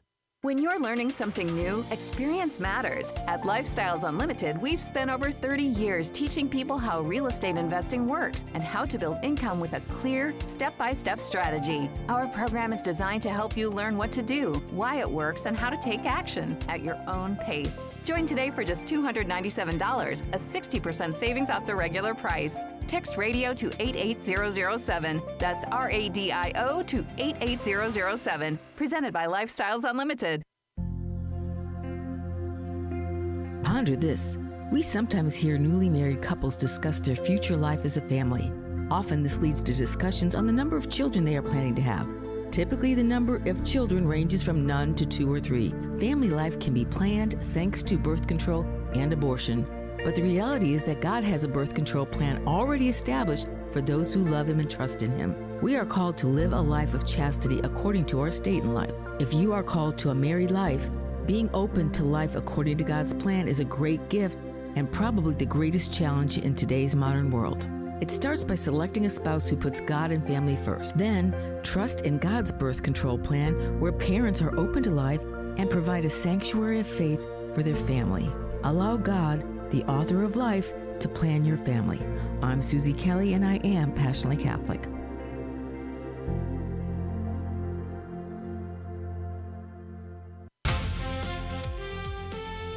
Live from the studios of the John Fredericks Media Network, it's the John Fredericks Show. Grab yourself a cup of 1775 coffee, sit back, and get ready for the best 4 hours of talk in the universe.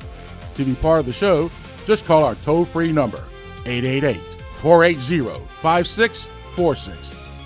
And now, here's the Godzilla of Truth, the oracle of the deplorables, the man with whom you can talk about playoffs, John Fredericks. Playoffs? Yeah, we're in the College World Series, baby. West Virginia, let's go. Hey, pregame show today. I'm doing it. Can't wait. 12:30 p.m. Ann and I going to Omaha next week after our victory party. So right now we're still in D.C., but our team is there. We're fired up. Pregame show today, 12:30. You can hear it on WB The Torch, all of our stations in West Virginia, Pittsburgh, and Philadelphia. Regular programming everywhere else. But if you want to tune into the game, really easy to do. All you got to do is download WB The Torch. Just download the app, WB The Torch, and you can get the game right there. Or, of course, any of our radio stations in West Virginia, Pittsburgh, and Philadelphia, which there are 1, 2, 3, 4, 5, 6, plus 8 is 14 or 15, something like that. So a lot of options. Good to have you with us. Colonel Dunn coming up. Can't wait. Lots of Hey, John, where'd you say you're going next week? Omaha. I just had to play that. What is that? Omaha. I got to play it louder, evidently, but I had the Peyton Manning screaming, Omaha, Omaha. Yeah, play Omaha. I mean, I'm going to Omaha. We got tickets. Sam and I got hotel. I talked her into it because I'm like, hey, come with me. She's like, oh, I'm busy. I'm like, well, I got rooms for the World Series for the finals at the casino right across the river. She's like, really? I'm like, yeah, Harris, baby, let's go. She's like, okay, sign me up. So we're going to be there. It's going to be fun. But first thing we got to do is go to our victory party, and that's going to be on Tuesday. It's going to be so cool. Look, if you're in the area, I want you to come. We're looking for a huge turnout. Change is coming, baby. And I'm right at the center of it, as always. Front page story. I mean, the New York, in the Washington Post. So somebody calls me up the other day and says, hey, I just want to tell you this. A friend of mine that works at the Post, right? Washington Post said, we got this huge mayor's race going on with all these Democratic candidates running. And the only person who made the front page of the Post is you. So I found that to be very funny. I just make good copy. What can I say? But we're having a lot of fun. Change is coming to D.C., and I'm right at the center of it, as always, because I've got listeners and viewers and supporters like you fueling this, and it's going to be a lot of fun. Our victory party, oh, man, just alone going to City Tavern, where George Washington went and had beers when he wanted to chill out a little bit, where John Adams hung out when they were building the White House. This is going to be an iconic place. Look, we got great speakers. Morgan Griffith, you see him on every week. You can go meet him. He's cool. Treasurer, U.S., Brandon Beach going to be there. Trump administration. Corey Lewandowski. Come on, man. How much fun is that? We're going to have so much fun. It's Tuesday night at City Tavern in Georgetown. Come and check us out. I'm going to live stream it too, so that's going to be fun.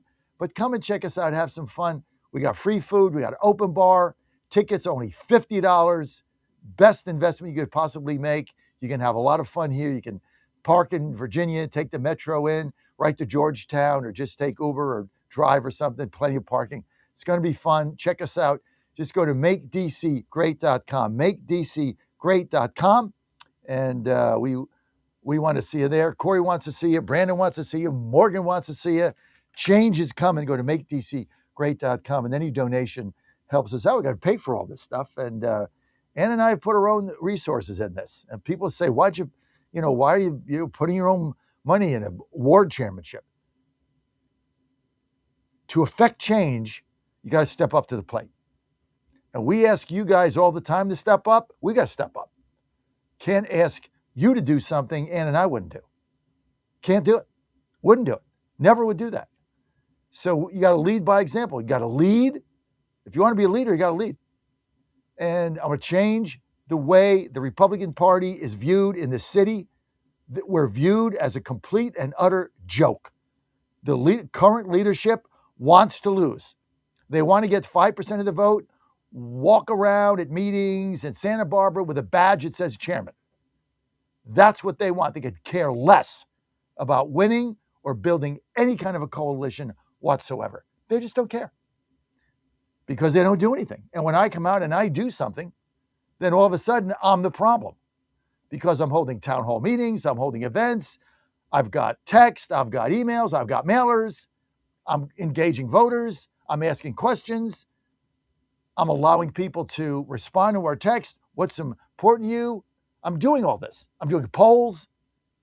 What do you guys need? How can I help? They don't do anything. Therefore, they kick me out. Do nothing is better than doing something when you're doing nothing. And if you do something, then you're the problem. This is what's going on here in the district with the Republican Party, and I'm done with it. I'm not going to sit around and just get kicked in the teeth and do nothing so that people can run around with titles and badges, getting 5% of the vote, and we're mocked. We have a message. You saw it on my video. When I got here, you could not ride the metro. You could not let your wife go on the metro. Wouldn't do it, couldn't do it. Now she rides everywhere by herself at night. Why? 100% safe and clean. Why? Leadership. I'm not going to shy from this. I'm going to promote it. This is the message that people have to hear, because the fake news media is telling you, oh my God, the National Guard is here. Oh my God, free DC. Free it from what? Safety and cleanliness? Incredible. So you got to fight, and we're fighters. Colonel Dunn's a fighter, and he's with us now. Colonel Dunn, you're a fighter. It's good to have you with us. Also a donor to my campaign. Thank you. Yeah, my pleasure, John. Thanks. Great to see you. I saw you on the schedule today. I'm like, God is good. There's not a better day to get you on. So I'm just going to open it up. I want Colonel Dunn, whole thing. What's going on in Iran? What's going on with this peace deal? Is it real? What about Carg Island, which you're the one that said we should have taken a month ago? Yep. Break it down for us, Colonel Dunn. Well, first of all, how amazing was we'll call it the secret mission that the Department of War, the Navy, and Donald Trump put together to get out 100 million, it was a staggering number, 100 million barrels of oil without anyone knowing, no U.S. press, no Iranian knowledge, dropping the gas prices. You and I have talked about that over and over again, that to win the midterms, we have to show low gas prices. It's as simple as that. Not one thing about it on any other news station, because they don't want the people to know. But people are looking, and the gas dropped, I think, in Stafford, Virginia yesterday. When I got up there on Monday, it was around 4:30. Yesterday it was 3.77. So 70-cent drop. Put the percentage on that. It was an amazing play. Everyone thought that while our military was sitting off the coast doing the blockade, they like to say that we were wasting money doing nothing, but that was not the case. We were kicking butt, taking names, and then moving out oil right out of the Arabian Gulf without anyone knowing. So it was an amazing mission. That shows you, it should show the world, they won't want to report it, but it shows you that the Republican Party in this administration knows what they're doing. It may not be smooth, and and our president, God love him, may send some bad tweets out every once in a while, but he knows what he's doing. He knows how to run a nation. He knows how to run a world economy, and he just did that. So that was outstanding. Now to the Apache. A lot of people want to talk about the Apache. Very sad news. We lost an Apache. Thank God the pilots got out in an amazing rescue, right? The reality is we lose aircraft. We lose them in training. We lose them in combat. It's not preventable, ultimately, because it is a war. We are in a war. I know it's not a declared war, but to the people flying and getting shot at, it's a war. And the Iranians were able to tactically down an Apache. And I get it. That's a great talking point. You can say how amazing if you're a Democrat, you can say how amazing the Iranians are because they downed an Apache. The reality is we blew up about close to $1 billion of assets to save one pilot. We don't really care monetarily about the Apache. It's bad. Thank God the pilots got saved. That'd be a different story if they died. We'd be much, it'd be much more grief. The Iranians then saw they took out a $38, $40 million aircraft, and then we bombed the heck out of them twice, 2 days in a row. I'm not sure. I'm sure we're still doing some actions right now that should tell them, don't tactically take down an Apache. It's bad for us. And I think that gets them on the way to this agreement. What I believe is going on is you have whoever's in charge of Iran right now wants to make a deal with President Trump, but you'll have factions, whether it's IRGC or other commanders, that don't want to do it. And so they are, forcing, if you will, these small actions. And that causes a delay. And, sure, it's going to be delayed. Who knows? Will it be done by the end of the month? I don't know. Hope so. What do you think? I've always said we want this done before the 250th anniversary of the country. What a great way to kick off a celebration if you're President Trump than to have a peace deal with Iran. We got about 2 weeks.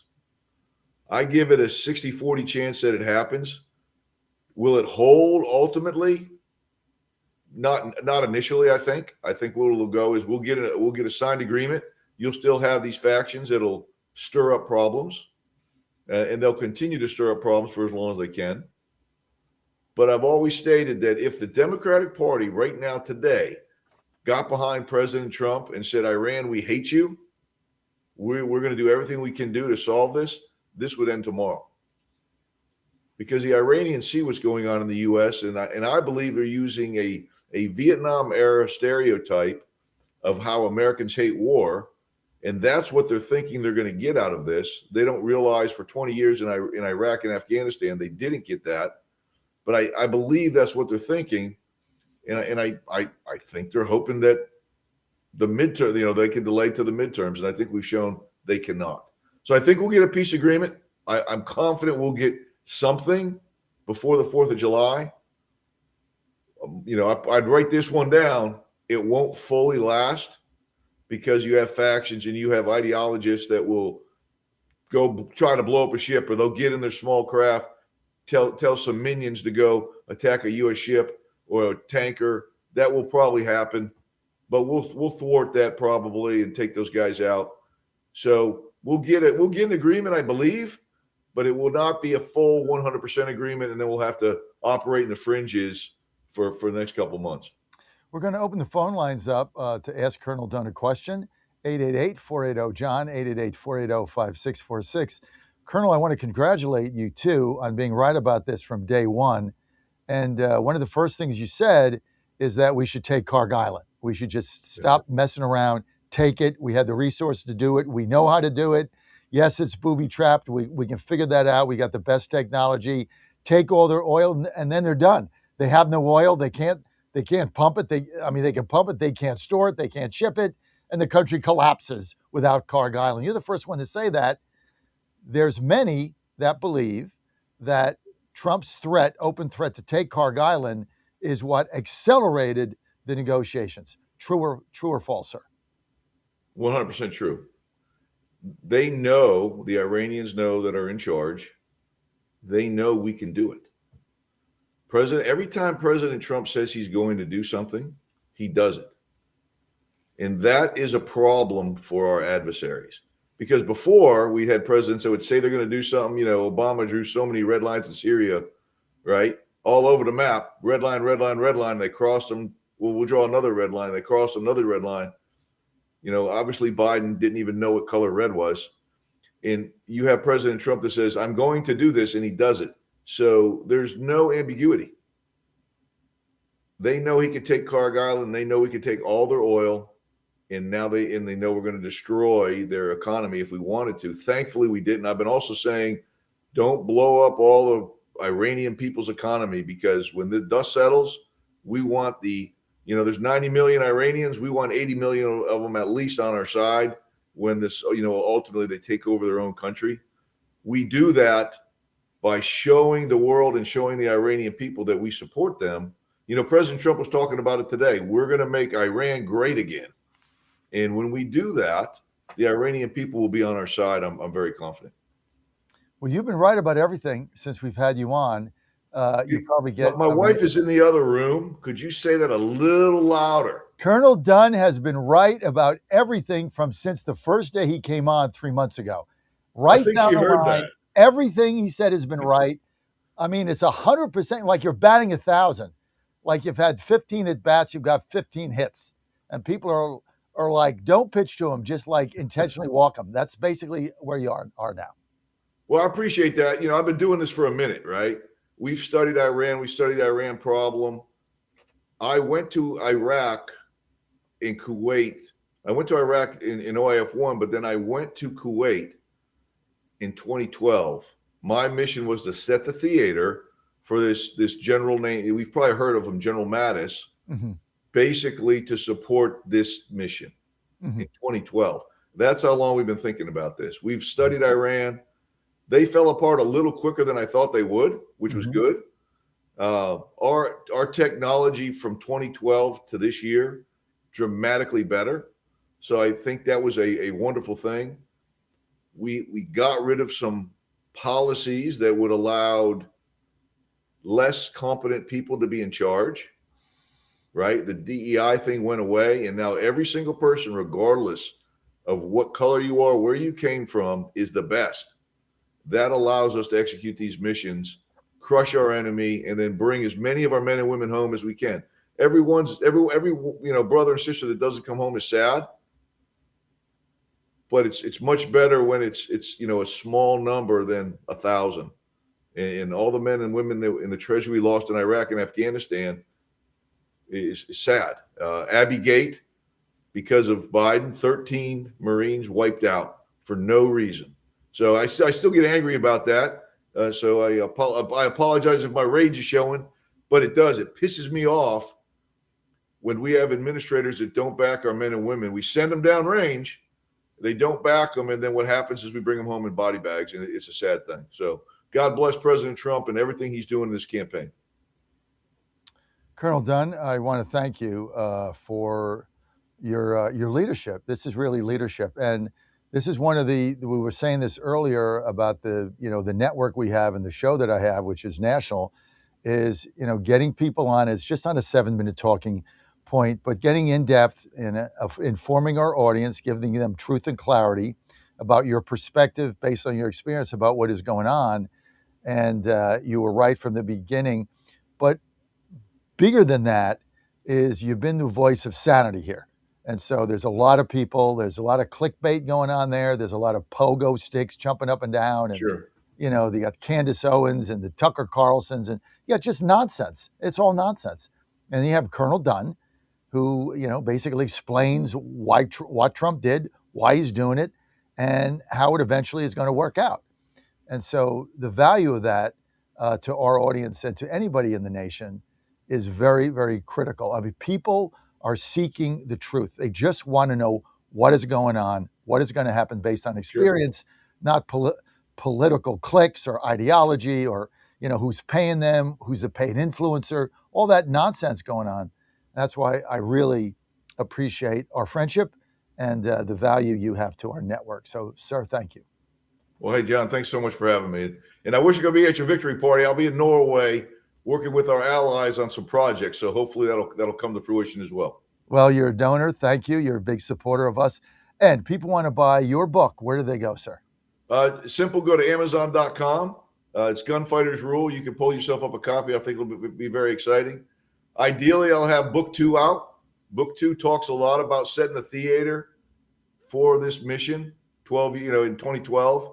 That's going to be called Linebacker 6. Hopefully that'll be out in the next few weeks or few months. Why'd you call it Linebacker 6? Because when you are the commander of the 22nd Marine Expeditionary Unit, which I was, every commander gets the same call sign, and the call sign is Linebacker 6. So I talk about being a MAG commander. I was the commander of MAG 40 in Kuwait and Bahrain to set the theater for this mission. And and I'm sure there's someone going to go out there and say, it wasn't going to be Epic Fury. Sure not. It was not going to be called Epic Fury. It was a plan to support an ally in case they attacked Iran. So we set that up. And then after that, I became the commander of the 22nd Marine Expeditionary Unit, got the moniker Linebacker 6, and that's why I titled the book. Colonel, thank you. Thank you for being with us, as always. And thank you for truth and clarity right here on the John Fredericks. Yes, sir. Thanks for having me. And I'll be watching that victory party from Norway. Okay, we're going to live stream it. And don't forget, Dan, do me a favor, Dan. Take the clip where I said that Colonel Dunn was right 100% of the time. send it to him. So when things go south at home, he'll just click that on and play the sound for his wife. Will do. I was laughing hysterically when we got to that part of the interview. Dude, I've been married 30 plus, right? I get it. Dude, I get it. Oh, yeah, I need that. And I'm just going to put that on play on my Alexa. Colonel Dunn was right. Happy wife, happy life, guys, right? Happy wife, happy life. You got the Colonel's email, Dan? I don't. Colonel Dunn, could you write that in the chat for me? Yeah, write that in the chat there. Just put your email there, and Hobgood will send it. Dan Hobgood will send it to you. Yeah, I'll get it to you. You can play it in Norway. You could just you could be with her tonight, just like having a cup of coffee or a happy hour or something. You say, "Hey, somebody sent me this thing. Let me see what it is," and then you just hit that. JF, at least for us, we just have to keep the same woman happy. Happy wife, happy life for you. Happy Ann, happy Dan for me. So we're all just trying to keep Mrs. Fredericks very happy, and that's the key. That's the key to happiness in our lives. 24/7. She's my executive assistant, so she's going to Norway with me. I'm putting her to work over there, meeting some wives of our allies. So she's got a job this weekend too. But I will be playing that. I'll probably pipe it into her headphones on the airplane. Colonel, thanks for being with us. Yes, thanks for having me. Have a great day, gents. Have a great weekend. On the John Fredericks Media Network, Trucking the Truth Across America. Up next, Ponderful Moments, Susie Kelly, Catholic Passion Ministries. Go to passionatelycatholic.org. Coming up, Susie Kelly with your calls. Keep it right here.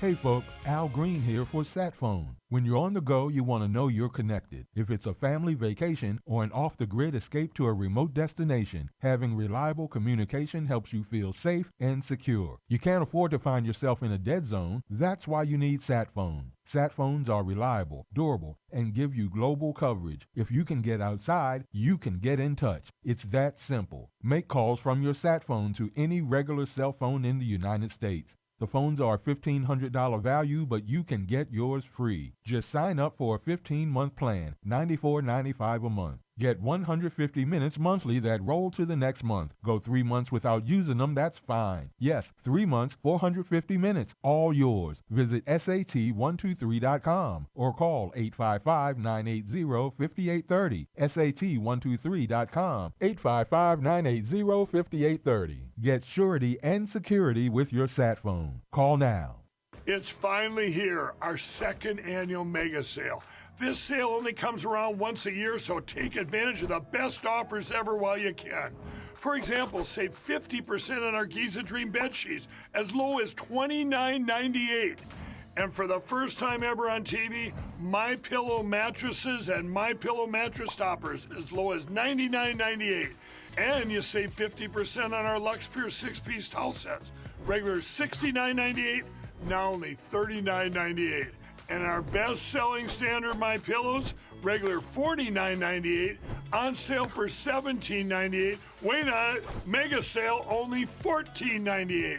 But wait, there's more. To make the mega sale even more special, when you order right now, your order's going to ship absolutely free. To take advantage of the second annual mega sale, go to MyPillow.com or call 800-854-0504 and use promo code Godzilla. Now more than ever, it's imperative to support companies that share our conservative values. That's why I can't be more excited to tell you that I've switched my family to Patriot Mobile. Patriot Mobile is America's only Christian conservative wireless provider. When you switch to Patriot Mobile, you shift your support away from the leftist, woke, progressive agendas of Big Mobile. Patriot Mobile's wireless service works perfectly and seamlessly as you go about your lives with exceptional nationwide coverage that uses the same towers the main carriers use. Patriot Mobile donates a portion of every dollar earned to causes you care about, to organizations that fight for religious freedom, First and Second Amendments, sanctity of life, and the needs of veterans and first responders. Patriot Mobile has plans to fit any budget, along with great discounts for our veterans and first responder heroes, as well as multi-line users. Switching is easy. Just go to patriotmobile.com/Godzilla or call their U.S.-based customer service team, 972-PATRIOT. That's 972-728-7468. Use offer code Godzilla for free activation.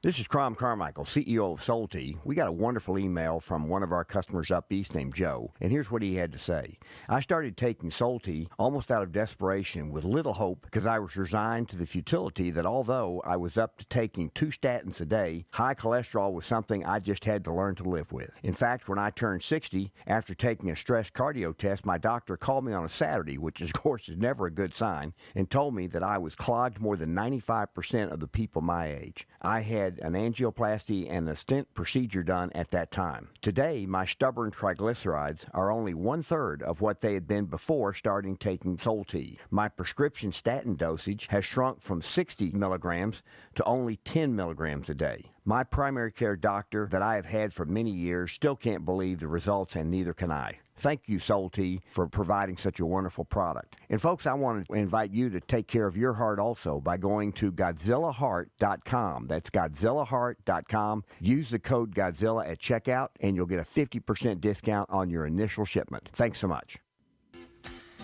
Don't touch that dial. You've found your home of the truth. Do you solemnly swear to tell the truth, whole truth, and nothing but the truth? With the best analysis in America. You can't handle the truth. And now back to the John Fredericks Show. Okay, you're back. John Fredericks Media Network. Great to have you with us. TGIF. It's Friday. Hey, that means, well, College World Series starts today.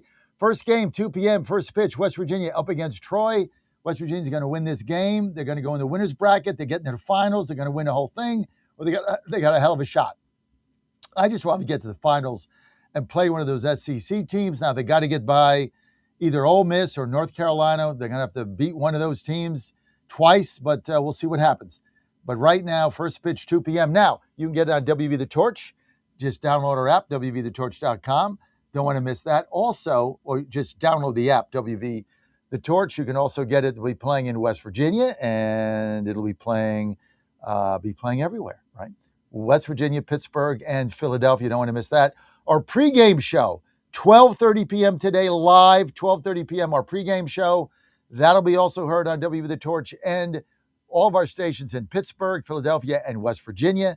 Regular programming on the other stations, 12:30 live. And then we'll have our postgame show, which will be about 10 minutes after the game ends. So we got a lot going on. Ann and I going to Omaha after our victory party next week. So Omaha, baby, let's go. So it's going to be a lot of fun, a lot of good things happening. We're going to win the midterms, and it's great to have everybody with us. This segment is brought to you by our great friend Susie Kelly, who I asked to come on today, whose ponderful moments, the last batch of them have been so inspired. They're all inspiring, but she's fired up because she's got it going on. More information, go to passionatelycatholic.org. I'm sorry, passionatelycatholic.org, passionatelycatholic.org. And joining us now, the voice of our ponderful moments, playing here for 15 years, Susie Kelly. Susie, thanks for being with us. Having me. I always love coming on and just chatting with you about the things that are really, really, really important in life. So I was listening to your ponderful moments because obviously I have my show on, and they're always wonderful. But the last group you just did was really good, because now what you're getting is you're tying it to contemporary events happening in your life or the world. Yeah. And was that a conscious shift that you did, or did that just kind of evolve? I think that kind of evolved, and In fact, just listening to your just the last little segment that you had playing, and I don't know who the coach was that was talking, but he kept repeating, "You play to win the game. You play to win the game." So I can tell you this, my one of my Ponderville moments next will be you play to win the game. And that's true as in sports. I mean, look at last night. I think it was last night, the Knicks and the Spurs. And I'm Unbelievable. not a sports person per se. And the Knicks come back from way 29. behind, 29. right? 29 down. Yeah, there's no way you win that game. Okay, You're so 29 down. I just saw it on the news last night, and I'm like, and you see the crowd erupt in just joy and enthusiasm. I think even the Spurs fan were just just going crazy. I think everybody was going crazy to see a team come back like that is that's inspiring. So I was just thinking, it reminds me of the parable of the lost sheep. Remember where you got 99 sheep that are just following along, they're doing the right thing and everything's going well, and you got that one lost sheep that has no, there's no hope for that little sheep, right? There it doesn't look like it. Who's going to go after the one sheep? And the Lord goes after or they go after the one lost sheep, and when that sheep is returned, the rejoicing that happens for just one lost sheep. The same, it's so true about you play to win the game. You play it, and you know firsthand, you play it first of all in sports, you're a big sports guy. You play it in politics, right? You're running for chair, right? Yes. And you're doing a great job. Thank you. And so you're playing to win the game. You're not playing to come in second. And in your spiritual life, you got to play to win. Second place is like the first loser, and the first loser doesn't go up, goes down. So you can't play to lose. You got to play to win. So be looking for a ponderful moment in the future that is you play to win the game.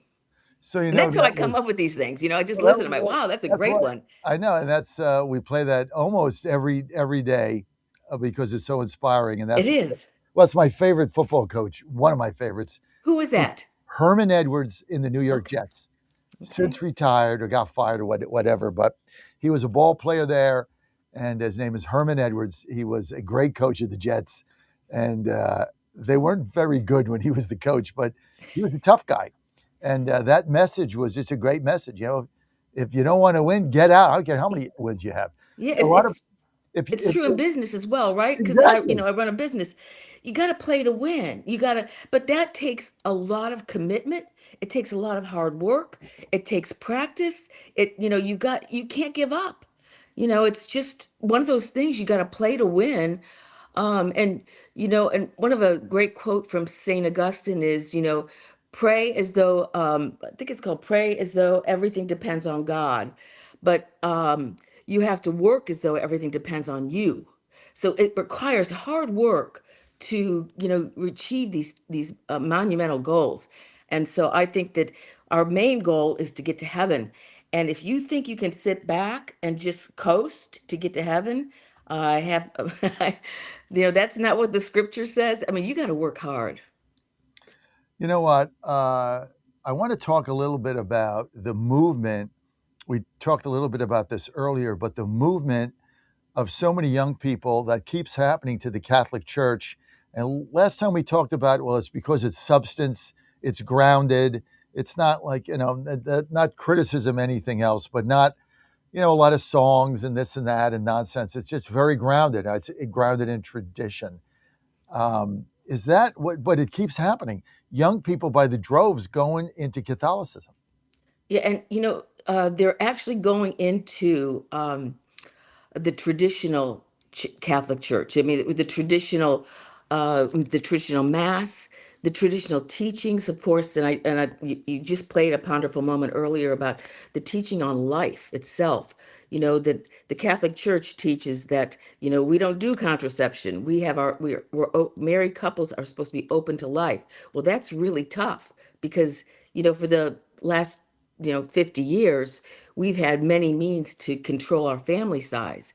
And so we have not had the experience of seeing big families grow and really become a joy to their families, to their community, to the church. So I'm hoping that people will reconsider, whether, not using birth control, but letting God control the size of their families. That was the purpose of that ponderful moment. But I'm hoping that that's what will happen, that you'll find such joy. And, one of my daughters has 9 children, another has 5, and the other one has 2. And I can tell you, being around the 9 kids is an experience because it's loud, it's not easy, and it's like sports. You have to kind of ref everything that's going on, right? So yeah, big families. And that's where the young people are going to go. I'm going to tell you that right now. They're going to go to having young families being open to life. Why? Because that's what God said. God said, be fruitful and multiply. He didn't, and he's the author of life. Why would you limit the author of life to what you think is the right? So that you can, pursue your careers and have a big house and nice cars and things like that. I've been through that. And really, the true meaning of life is in each other, is in God. You find God, and then in serving each other. And you do that best when you serve your family well. And you know that, John, because you've been through that as well. Lots of challenges with that. Well, there's no question, but it's so interesting because you look at birth rates right now in the United States, and they're way down. I mean, they're way down. Younger people are waiting longer, Susie, to get married. Then they're waiting longer to have children. Then they're having smaller families. And so our birth rate is declining pretty substantially. And one of this part of that is abortions. I mean, since Roe v. Wade was struck down, abortions have actually spiked in this country. They're higher than ever, which is incredible to me, but it is what it is. So what is driving the fact that we're not, get married, have kids, raise a family? I get careers, I get all that. Like, we have business, you and I run businesses, we get it, but we've always made time to have and take care of our families. And now you got all these grandkids. What is it that is driving people to wait longer and have less children? Is it economic anxiety? Is it more work? What is it? Well, to be honest with you, I think the culture right now is telling us, especially women, you don't have to stay home and raise a family. You can be more than that. You can be anything you want to be. And I think that that has had a huge influence on people over the last, 6 decades. So just the message from the culture alone. But I will tell you that that will subside because there's no fruit in that. There's no fruit in just trying to gain more money, more prestige. And I'll be honest with you, raising a family is much tougher than running a business. And so it's not like the most attractive thing in the world. But that being said, you will not get more satisfaction, and the Lord will bless you in abundance if you follow his path. And I know it sounds like, how can you do that? But you have to start somewhere. And I think young people need to hear that message. The other thing is, we have the virtue of chastity. The virtue of chastity has been put on the back burner. Everyone is called to chastity according to their state in life. As a married person, you are not, you have to stay with your spouse, right? You're not free to go roaming around and picking and choosing how you want to, live your, sexual life. You have to be faithful to your spouse. As a single person, and goes for heterosexuals, or if you are inclined for same-sex attraction, you are supposed to not be you're supposed to remain chaste. So it's about remaining chaste. And if you remain chaste, you're going to get married earlier because you're going to find somebody you love, and you're going to want to be fruitful and multiply. That's what'll happen. It'll be natural. But right now with birth control and abortion, people are just going around and not, they don't need to, get married right away. Why have abortions gone up since the Supreme Court overturned Roe v. Wade? And they've been up dramatically. And I'll be honest with you, my position on that is, I don't think whether the law is, abortions are legal or not legal. The problem is people's hearts. We have to change people's hearts. The law doesn't, people are going to find a way to get an abortion if they want one. But we have to change their hearts so they can see that this is a human life and the joy in life. And I know that things that are not, they get complicated if you get pregnant outside of the covenant of marriage, but it's doable. There are solutions to that. We have to change hearts. And this has to come from the Catholic pulpits. We need to have priests and bishops that promote chastity and promote life. And that is really critical. And we haven't heard that message strongly from Catholic bishops and priests. You'll hear it more in the traditional, when you're at a traditional mass or you're in the traditional Catholic community. So, no, that's very important. But chastity has to be embraced. We have to stop the nonsense or that you can do anything you want as long as you don't hurt anybody else. You know what? That truer words have never been said. You got to change the hearts and minds, and Yeah. I agree with that. I mean, the laws really are not going to matter. If people want to get That's an right. abortion, they're going to get one.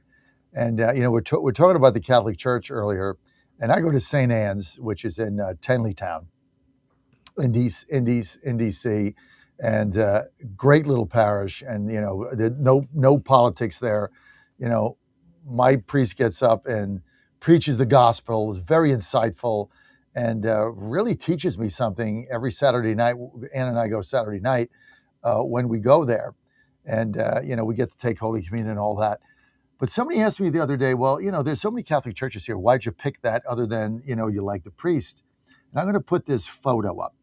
Okay, the reason I love St. Anne's, and we'll talk about the St. Anne in a moment. Tyler, put this up. Dan, I'm sorry, Dan. Put this up. Sorry, Dan. I'm going to put this picture up. So this is front and center of that church. And the beauty of what they've done in my parish is Jesus Christ is front and center. Jesus Christ on the cross, bleeding, with his arms outstretched to take us all in, is the focus of the gospel. It's the focus of the church. And the reason that it's front and center there is because that's why you're there. And that's not off to the side. It's not, it is the Savior on the cross, front and center, very big.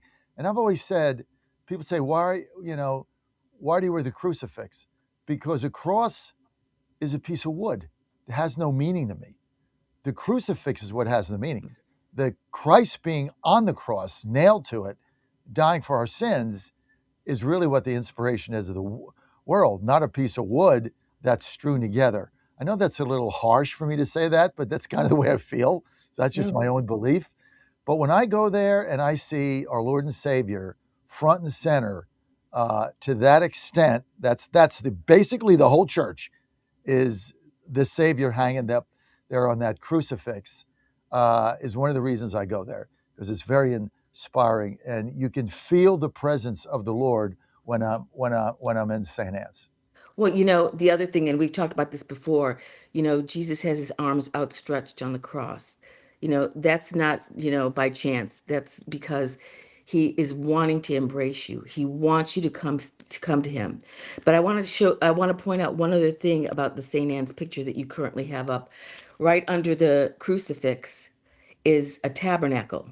And as Catholics, of course, we truly believe in the real presence of Jesus Christ in the host, in the consecrated host, which is in the tabernacle. So we have a candle that's lit that just to acknowledge that Jesus Christ is in the tabernacle, and that is the real presence. And that is why you feel it, John. It's not the image above so much. It's because you're in front of the King of Kings, right there at every Catholic church, regardless of the message of the pastor. If you have a tabernacle and Jesus is present in the tabernacle, you're in front of the King of Kings. And that is why people, if you're not Catholic, this should kind of draw you. It's like, this would be like, why isn't everybody Catholic? Imagine if a church were to advertise, Jesus Christ is going to be here on Sunday, alive in body and soul at our church, do you think there'd be people coming there? They would. It'd be like the Knicks game. They'd be, charging the church and being overjoyed. Well, that's what's in every Catholic church. And that's how we should approach Jesus Christ in the tabernacle. It's very, very, it's a reason we can have joy in our life, really. For those of our listeners that are not familiar with the Catholic faith or the Catholic doctrine, explain in layman's terms what the tabernacle is. The tabernacle itself, and if you looked at that picture, it is the piece of it's the where the hosts are placed after every communion. If there's any, with the way the Catholics believe and the way that Jesus taught us, is that every particle of communion that has been consecrated, right, is Jesus Christ. So none of that goes to waste. So anything after a mass where they've had communion, the leftover will go into the tabernacle. So Jesus Christ is kept in the tabernacle, which, the very first tabernacle, by the way, is Our Lady. Mary, the Mother of God, she was the first tabernacle. She housed Jesus in her womb. So she was the very first tabernacle. And so it's just a sacred place for where Jesus remains. And what a lot of people don't realize also, I think we might have touched on this the last time you were on, but it's worth bringing up again, is actual the Saint Anne. People think the first immaculate conception was the Virgin Mary, Jesus' mom, but that's not accurate. The first immaculate conception was Mary's mother, Anne, which is why she's Saint Anne, who was way past her childbirthing years when the angel Gabriel came to her and her husband and said, you will have a daughter, and her daughter's name will be Anne. And that's where we got Saint Anne. So actually the first immaculate conception was Saint Anne, who birthed Mary. So, God had planned this out for her at least a little bit ahead of just Mary. So it was Anne to have Mary, and then, of course, Mary, mother of Jesus Christ. But a lot of people forget that Anne, the mother of Mary, was really the first immaculate conception. The angel Gabriel came to her and explained what was going on, and they were like, "What?" So, well, actually, if I can, make a little bit of a nuance to that. Actually, the angel Gabriel came to Mary and said, "You're going to conceive," but Mary herself is the immaculate conception. She was immaculately conceived without sin. All right, she was what I would call, what Saint, I think Louis de Montfort calls the created immaculate conception. Jesus is the uncreated immaculate conception because he's always been, always was, always will be. So, yeah, Mary is the immaculate conception. She has called herself that. She is the immaculate conception. So, yes. It's beautiful. And Saint Anne is the mother of Mary, so it's beautiful. And this wonderful mother, of course, your wife, her name is Anne, which is beautiful. She gave her daughter Mary to the temple when Mary was like 3 years old. Mm-hmm. So she, can you imagine giving your child up to God? But that's the faith. They had that much faith that she's remarkable. So she is the grandmother of Jesus. So that's the other thing. That's why everybody loves their grandmother. Susie Kelly, thank you. Thank you for that inspiring discussion. Thank you for your wonderful moments. Thank you for your support of our network. We appreciate that. More information, go to passionatelycatholic.org. That's passionatelycatholic.org. You're on the John Fredericks Media Network, trucking the truth across America. We're going to be right back with your calls, 888-480-JOHN.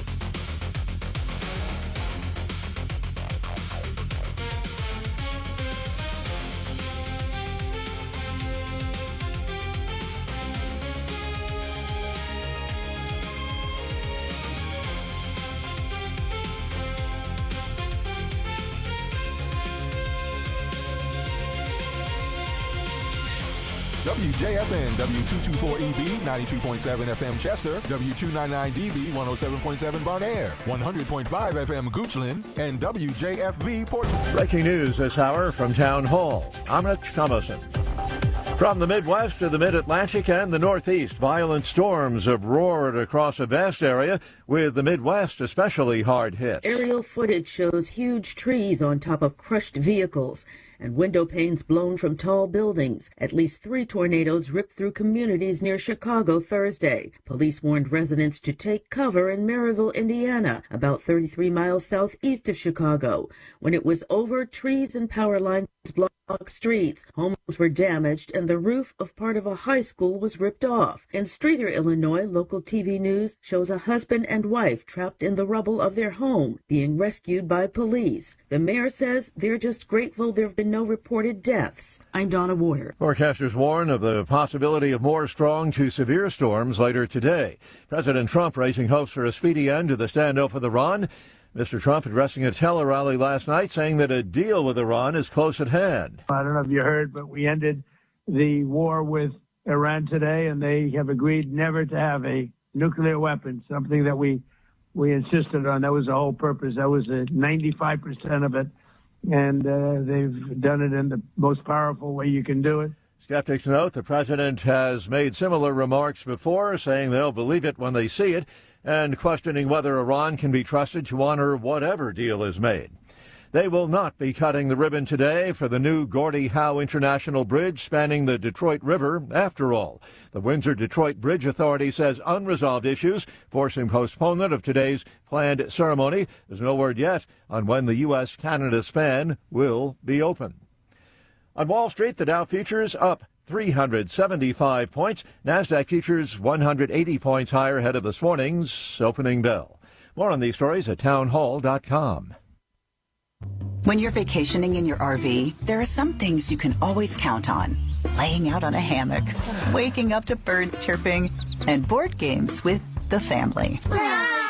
It's not cheating. Frank, you're scaring the kids. Oh, come on, guys. We're having fun. It's family time. With Progressive, your RV is protected 24/7, so you're prepared for whatever you don't see coming. Technically, it's a loophole. It's a children's board game. You're a grown man, Frank. Progressive Casualty Insurance Company and affiliates, not available in D.C. Veterans and active duty service members. When your call to service ends, your mission doesn't have to. Go from GI to IT in just a few months at My Computer Career. Prepare for a high-demand career in cybersecurity, protecting people, systems, and institutions from real cyber threats. Cyber warriors are needed now. Will you answer the call? Go to mycomputercareer.edu/CWP to learn more. That's mycomputercareer.edu/CWP, an elite CompTIA certification partner. VA education benefits are available to those who qualify.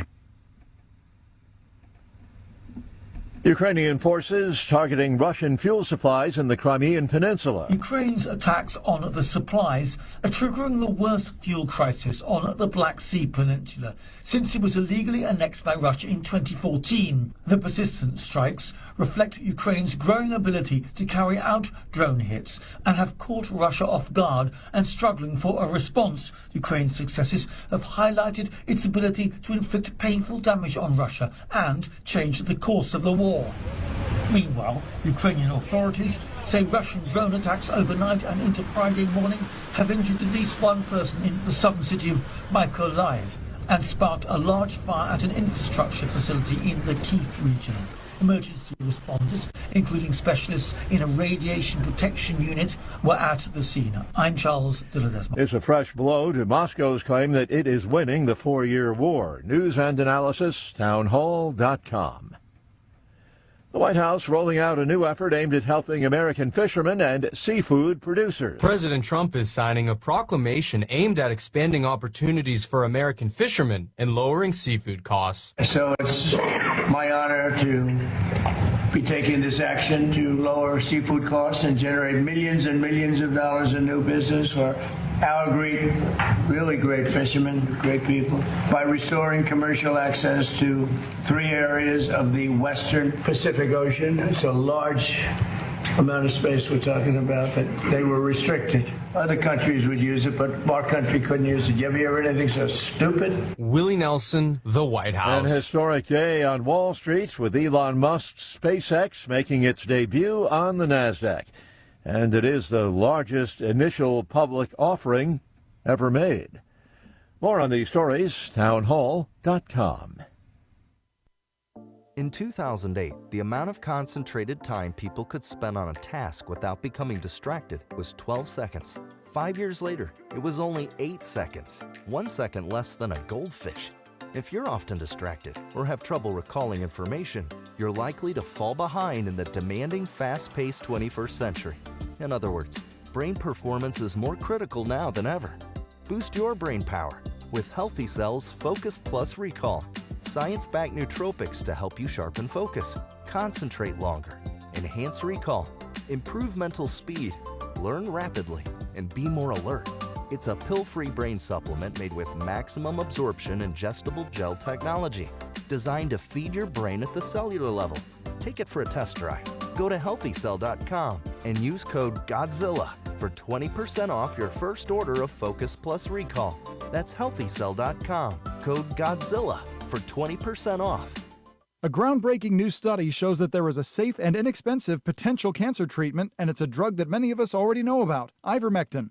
This new study shows that individuals who took ivermectin, the parasite-fighting medication that gained fame during the COVID pandemic, along with the drug mebendazole, saw remarkable results in their battles with cancer. These incredibly promising results have many Americans wondering where they can obtain U.S.-made ivermectin and mebendazole. And that's where the Wellness Company comes in. You see and hear from Wellness Company doctors all the time on this network, and you know that their products are the gold standard for keeping you and your family safe and healthy. The Wellness Company is making 100% American-made ivermectin and mebendazole available at an incredibly affordable price point. Say no to Big Pharma's greed and no to Big Pharma's poisons, and say yes to a company that you can trust to bring you safe, affordable, and effective treatments. If you or someone you love is interested in trying ivermectin and mebendazole, then I urge you to go to twc.health/Godzilla today and order. That's twc.health/Godzilla. Use the promo code Godzilla to save 10%. Hey folks, Al Green here for SatPhone. When you're on the go, you want to know you're connected. If it's a family vacation or an off-the-grid escape to a remote destination, having reliable communication helps you feel safe and secure. You can't afford to find yourself in a dead zone. That's why you need SatPhone.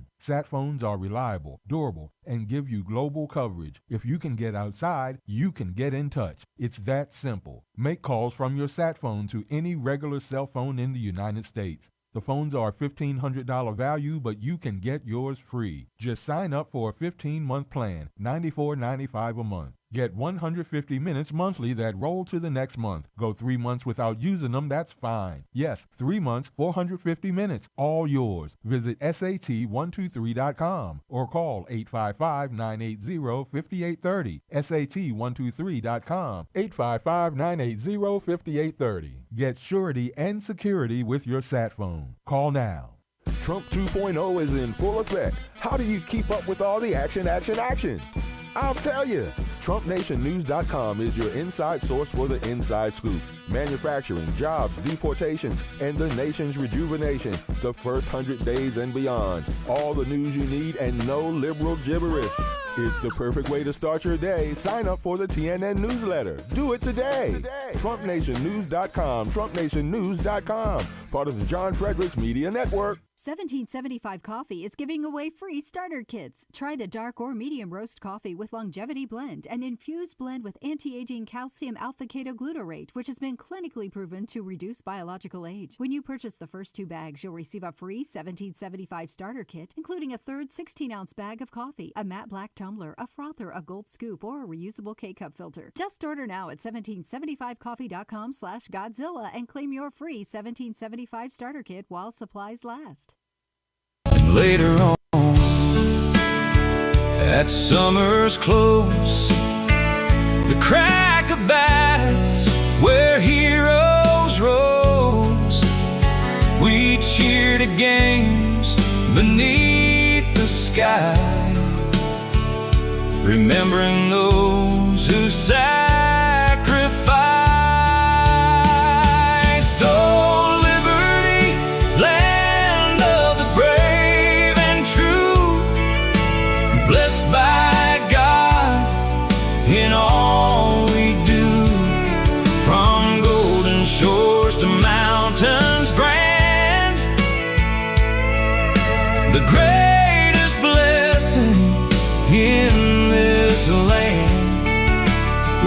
raise our voices clear and bold, a story that will not grow old. Live from the studios of the John Fredericks Media Network, it's The John Fredericks Show. Grab yourself a cup of 1775 coffee, sit back, and get ready for the best 4 hours of talk in the universe.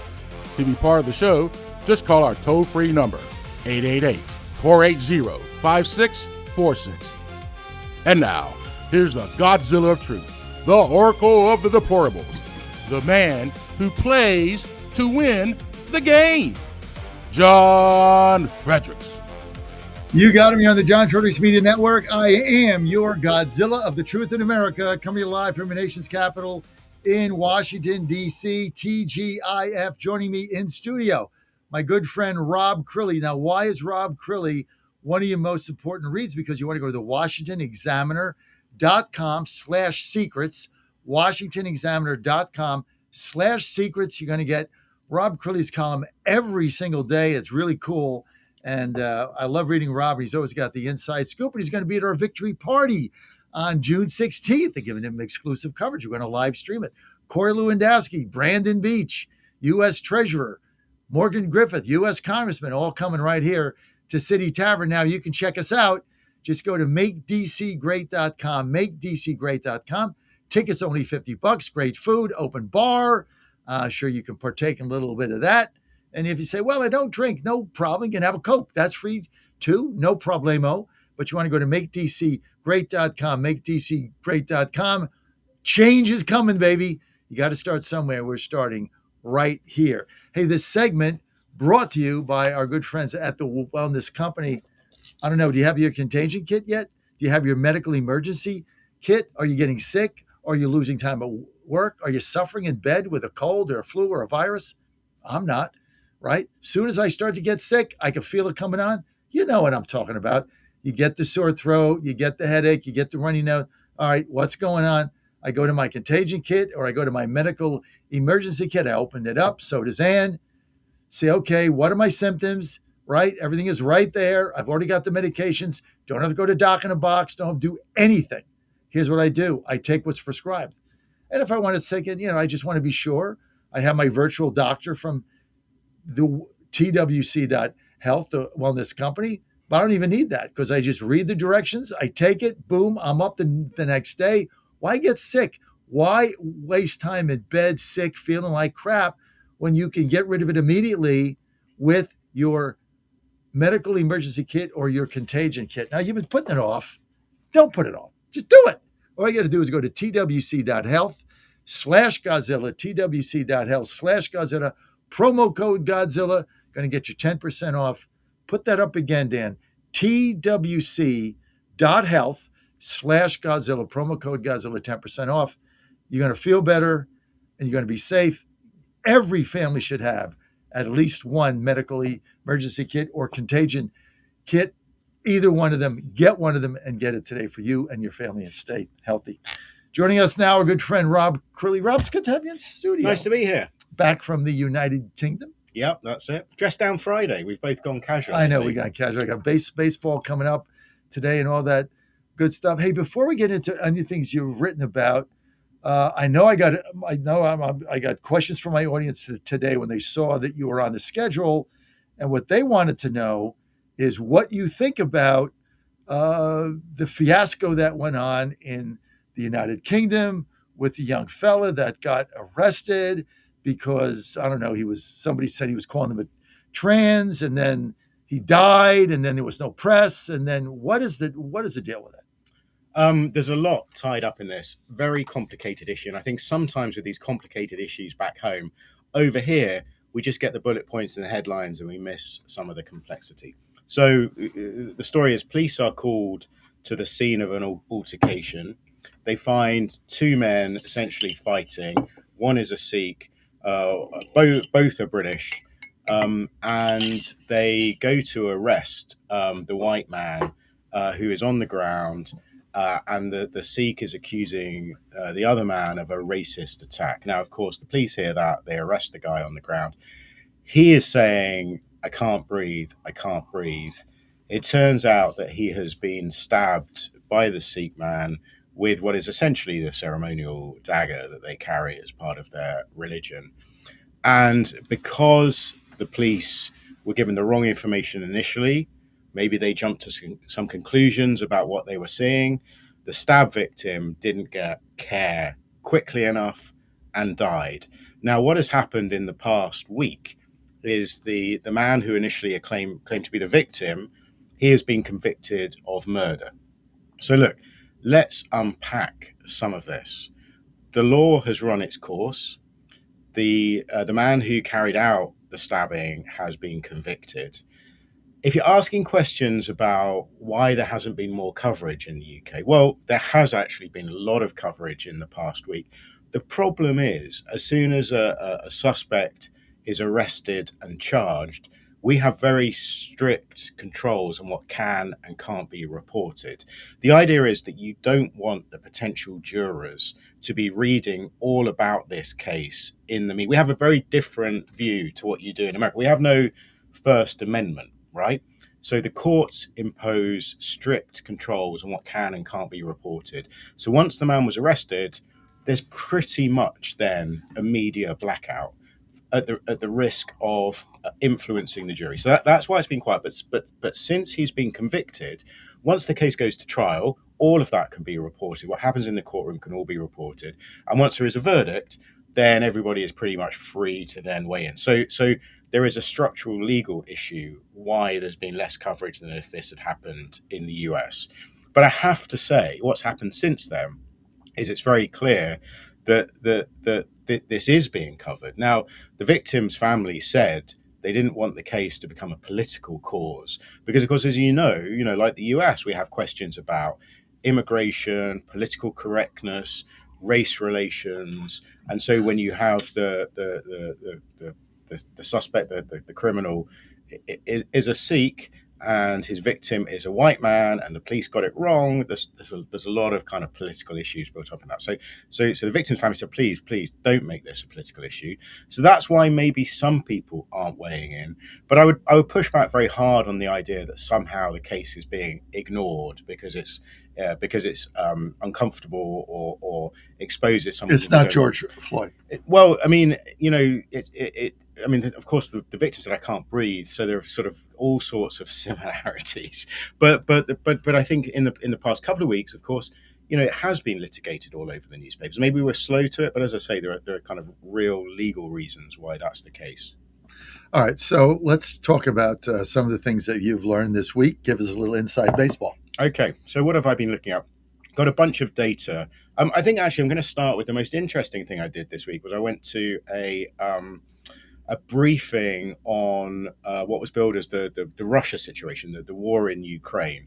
Super interesting. It was organized by Megan Mobbs. Maybe the name doesn't mean a huge amount to you, but if I said she was the daughter of Keith Kellogg, then sort of it becomes interesting. Of course, he was the special envoy to Russia and Ukraine for Donald Trump, a former national security advisor to Mike Pence when he was vice president.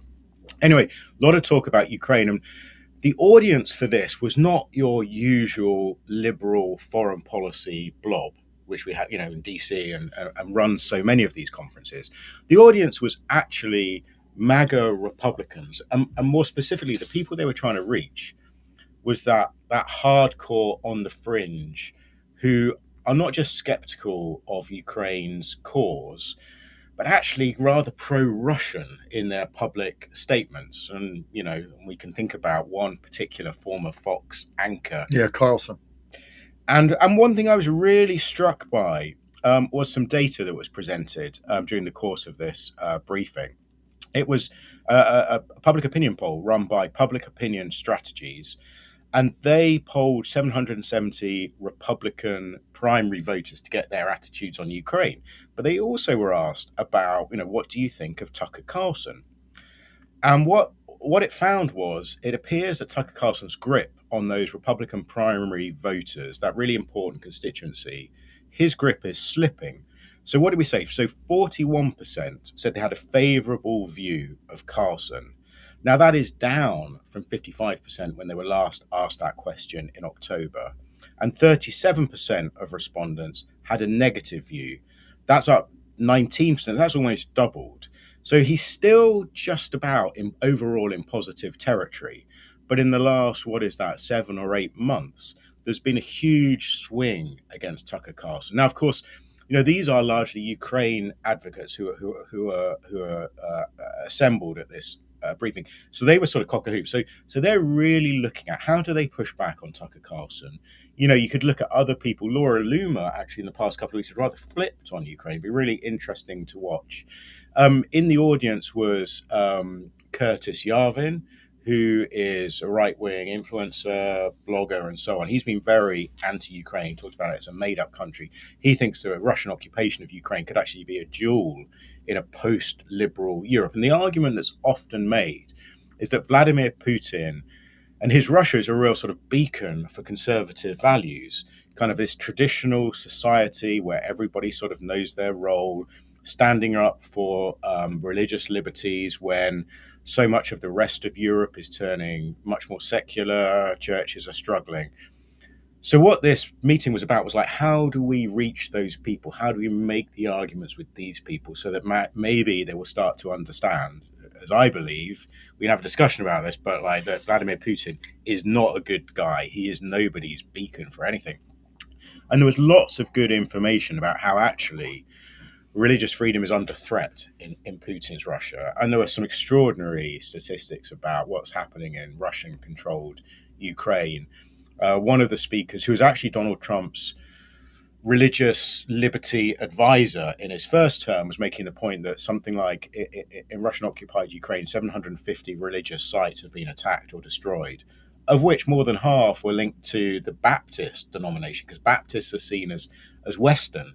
Now, the question about whether they're a front for the CIA, and apparently there are no Catholic priests left in Russian-controlled Ukraine. They've been harassed, they've fled. Allegations that some have actually been murdered or tortured. So the whole point of the day was to develop and advance arguments that like you're not going to convince the likes of Tucker Carlson that America has a role in defending democracy around the world, right? We're past that point. Right.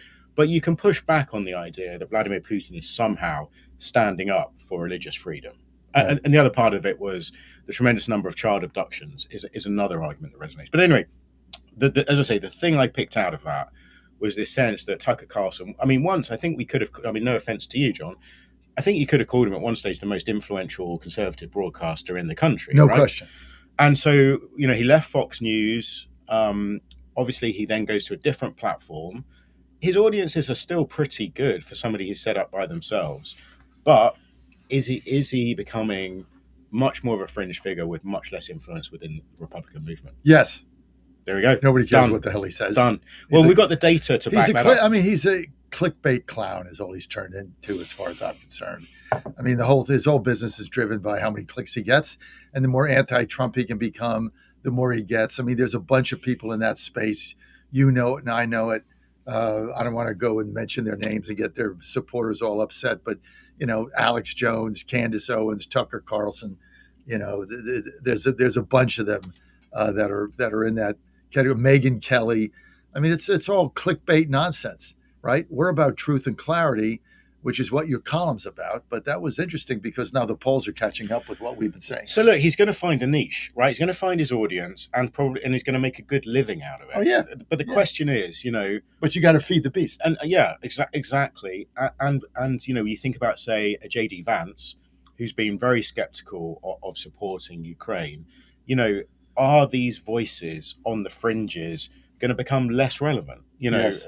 And I think, interestingly, another point that was made was that Laura Loomer has changed her tune on supporting Ukraine. And one of the reasons was one of her producers was in the audience, and apparently he'd just been taken on a trip to Ukraine and had been shown what they were doing, not quite on the front lines, but he saw one of the units in Odessa shooting down drones, and he came back and said, look, these are brave guys. Perhaps we need to rethink what we're doing here. Well, they fought bravely, and no one really thought this war would go on this long.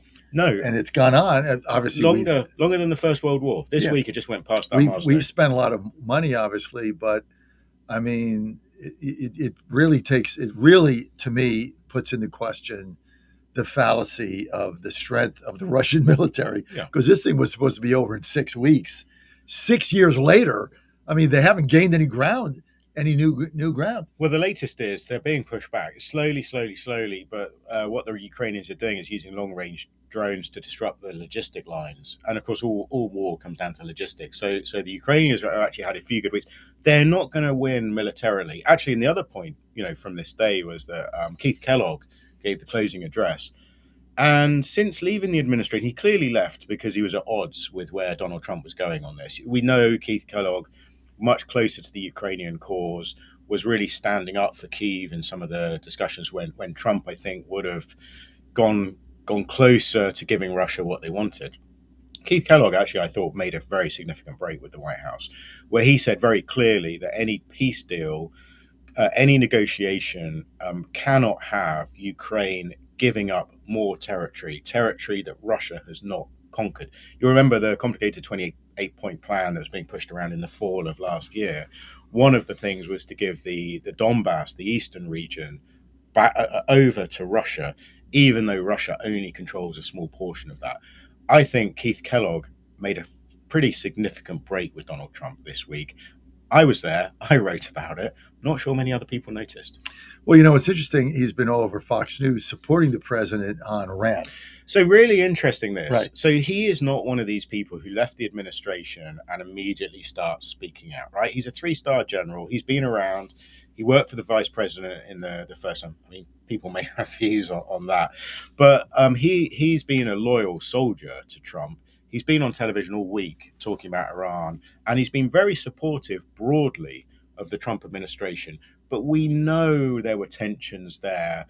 Steve Witkoff started to take over more of the negotiations. Well, I mean, took them over completely, and was seen as being much closer to Moscow. Keith Kellogg seen as being more sympathetic to the Ukrainian position.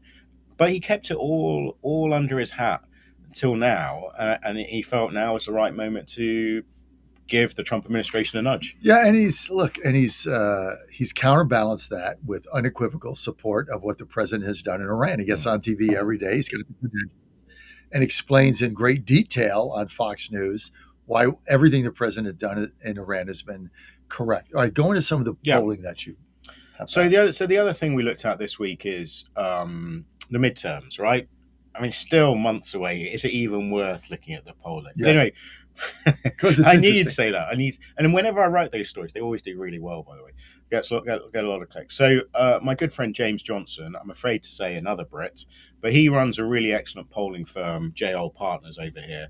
One of the very few who called the 2024 election right, said Trump is going to win actually quite easily.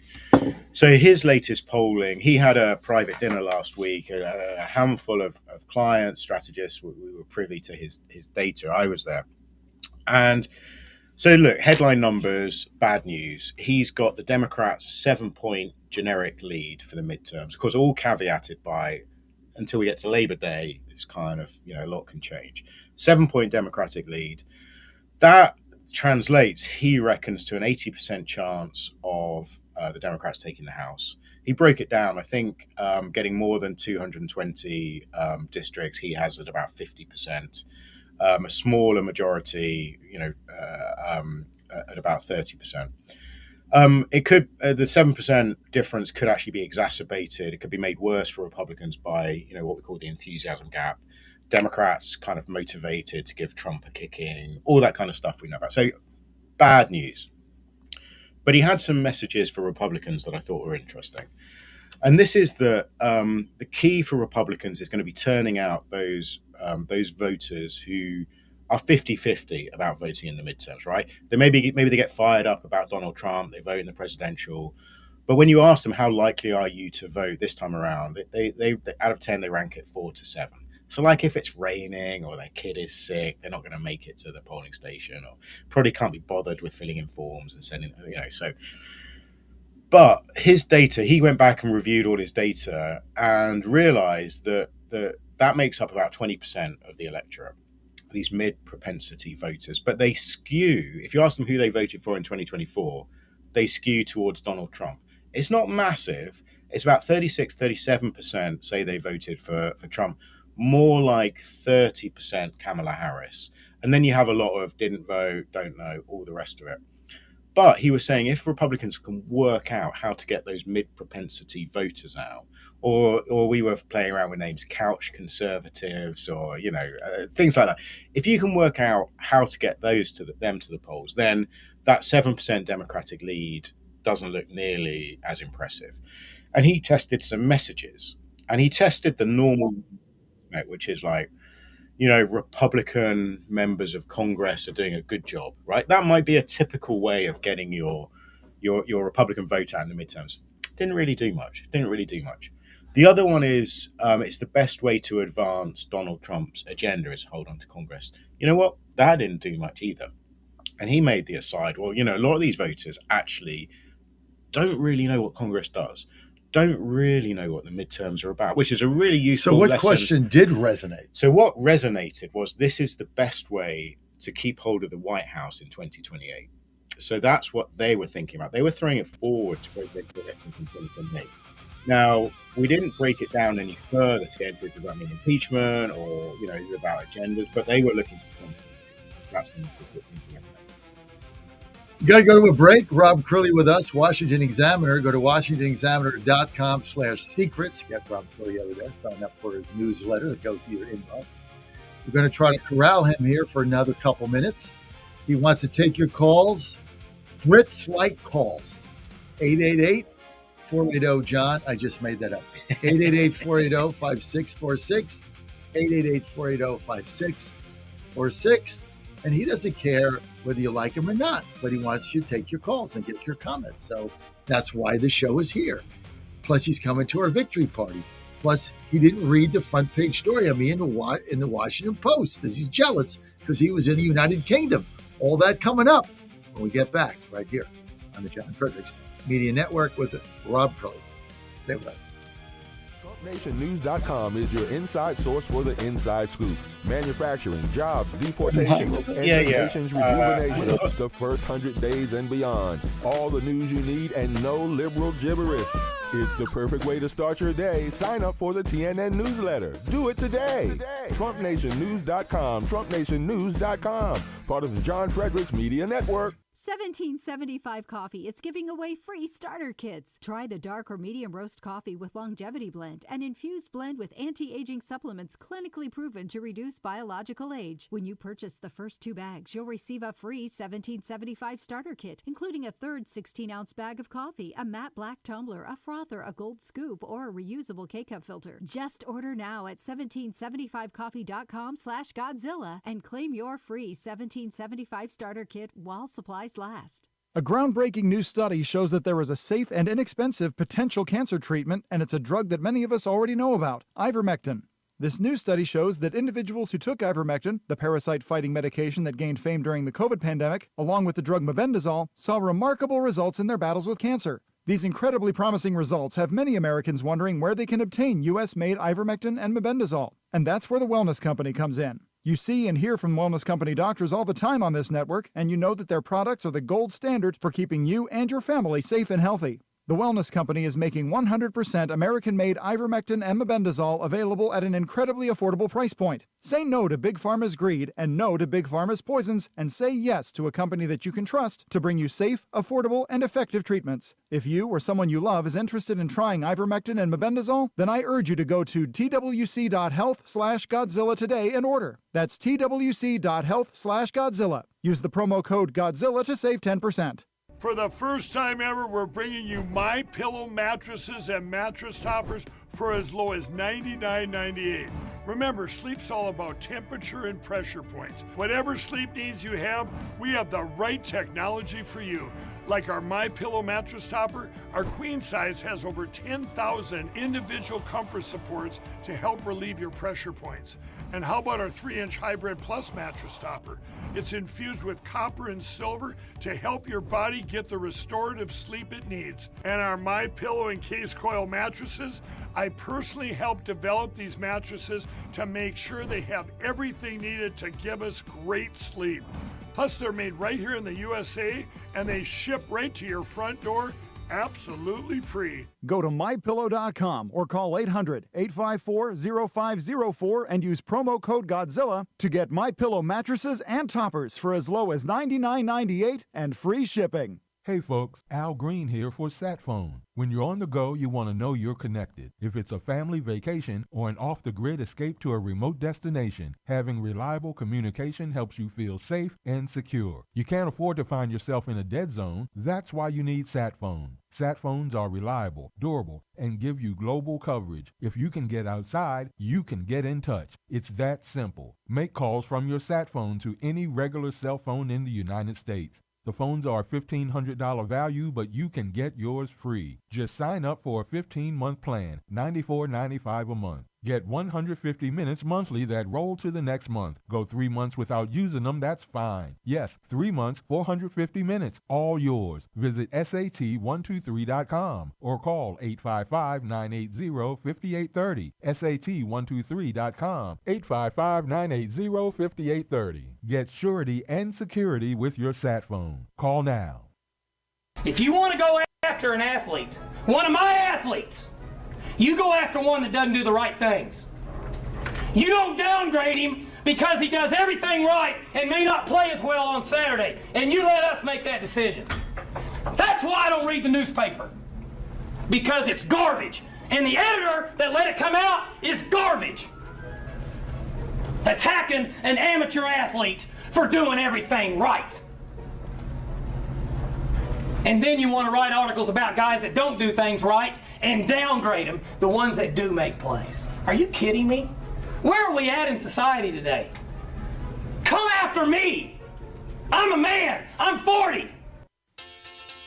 He's the voice of Virginia. No, you can't. You have one of the worst voices I've ever heard in my life. And the commander of common sense. Fire at will, Commander. Now back to the John Fredericks Show. Hey folks, John Fredericks here with my wife Ann. We're in Washington, D.C.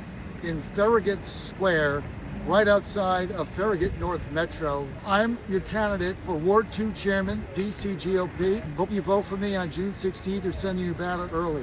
Why am I running? Right here on the Metro. I'm here with my wife Ann. When we got to Washington, D.C.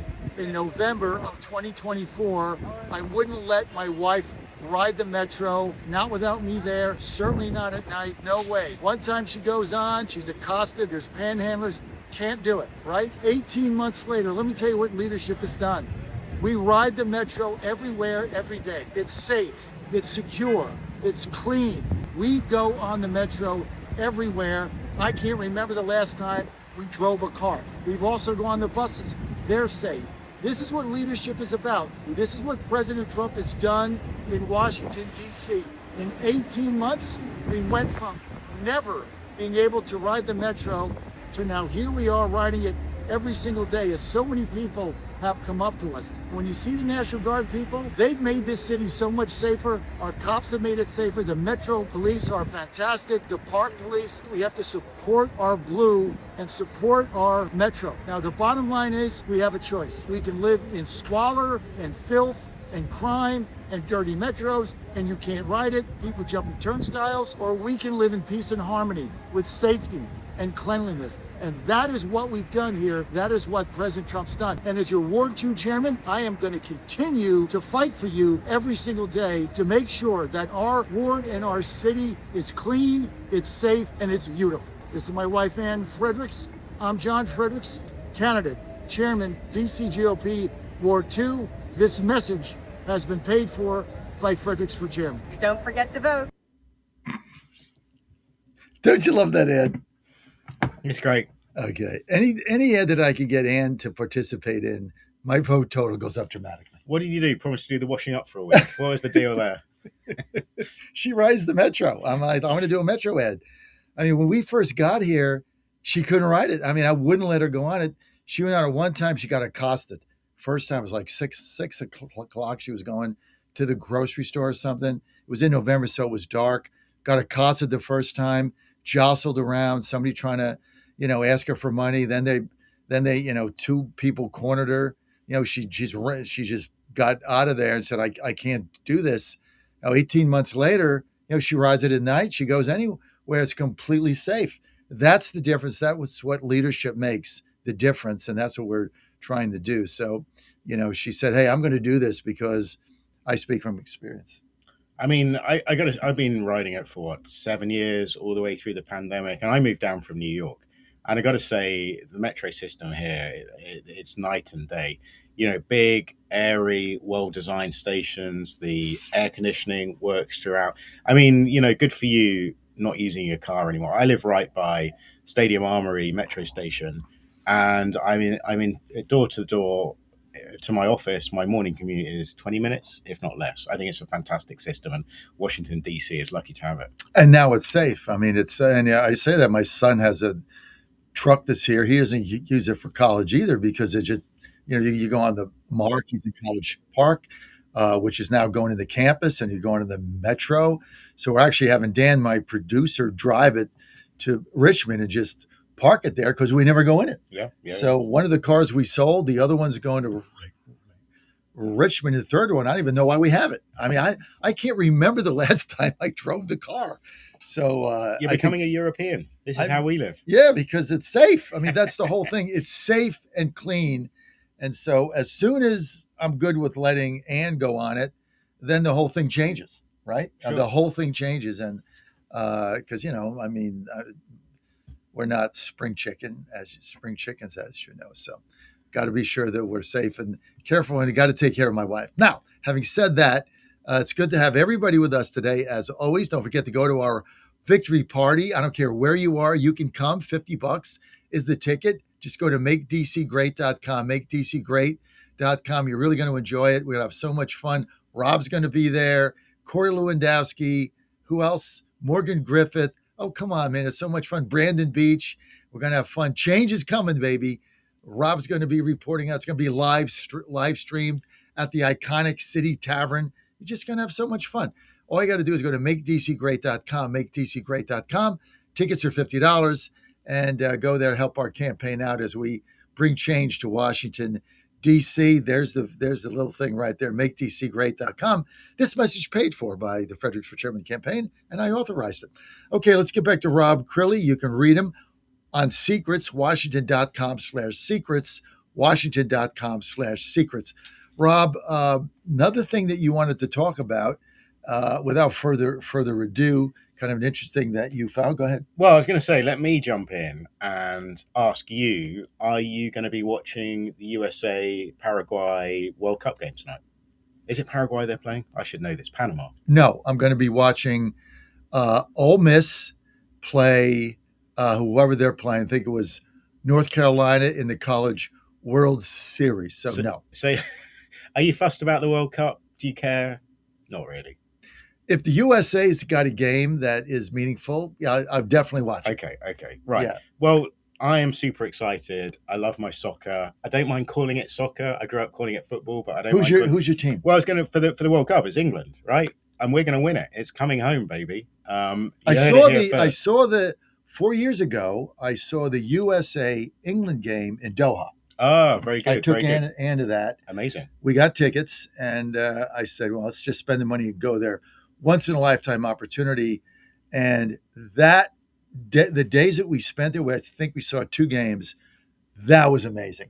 That was amazing because so many people come from all over the country, all over the world, and they're really enthusiastic about their country. We had never really experienced that. So that was a great game. I think I could talk all day about the differences between sort of European soccer culture or soccer culture around the world and where it is in the US. I mean, you guys are much more passionate about your American football, as we call it, your baseball, your hockey, the NBA. Hockey. I have got tickets for England against Ghana in Boston in a couple of weeks' time. I cannot tell you how excited I was. I was sort of down on this World Cup like a lot of people are. Why? The ticket prices are too high. Too high. Back home, it's a blue-collar sport. It was always a working man's game. And if you charge too much for the tickets, you're really sort of why were they so reasonable in Qatar when we went to Doha? Tickets, I think we both got them for $150 each, and we had great seats. So I think again, what was the difference? There's a difference in culture. You guys just pay more for your sports tickets over here. The team. So so they're gouging. I think it's FIFA just want to cream as much money as they can from the fans, and they know people will pay more here. They've introduced surge pricing for the first time ever. So if you want to go and see one of the big games, you want to go and see Brazil or in England or USA, the prices are higher than if you want to go and see Saudi Arabia. You know, so that's a difference. And I think the prices here are about 4 times higher than they were in Qatar. So I was sort of resistant to it all, but I found it's expensive, but it's not crazy expensive ticket. And now I'm getting super excited. I watched the opener last night from the Aztec Stadium in Mexico. I listened to some of the second game on the radio last night. But look, the point I'm coming to is that I signed up for the official FIFA World Cup fan zone here on the National Mall. I haven't been down to see it yet, but I saw them putting up the fences and the signage and all that kind of stuff. And I signed up. You know, I got an invitation, you click a button, you type in your email address and your phone number and some of your personal details, and then you get back a QR code which gets you into this thing. And what did I notice on the ticket? The Campaign Nucleus logo. You remember these guys, Campaign Nucleus? If you signed up to go to a Trump rally in 2020 or 2024, these were the guys who were organizing the ticketing.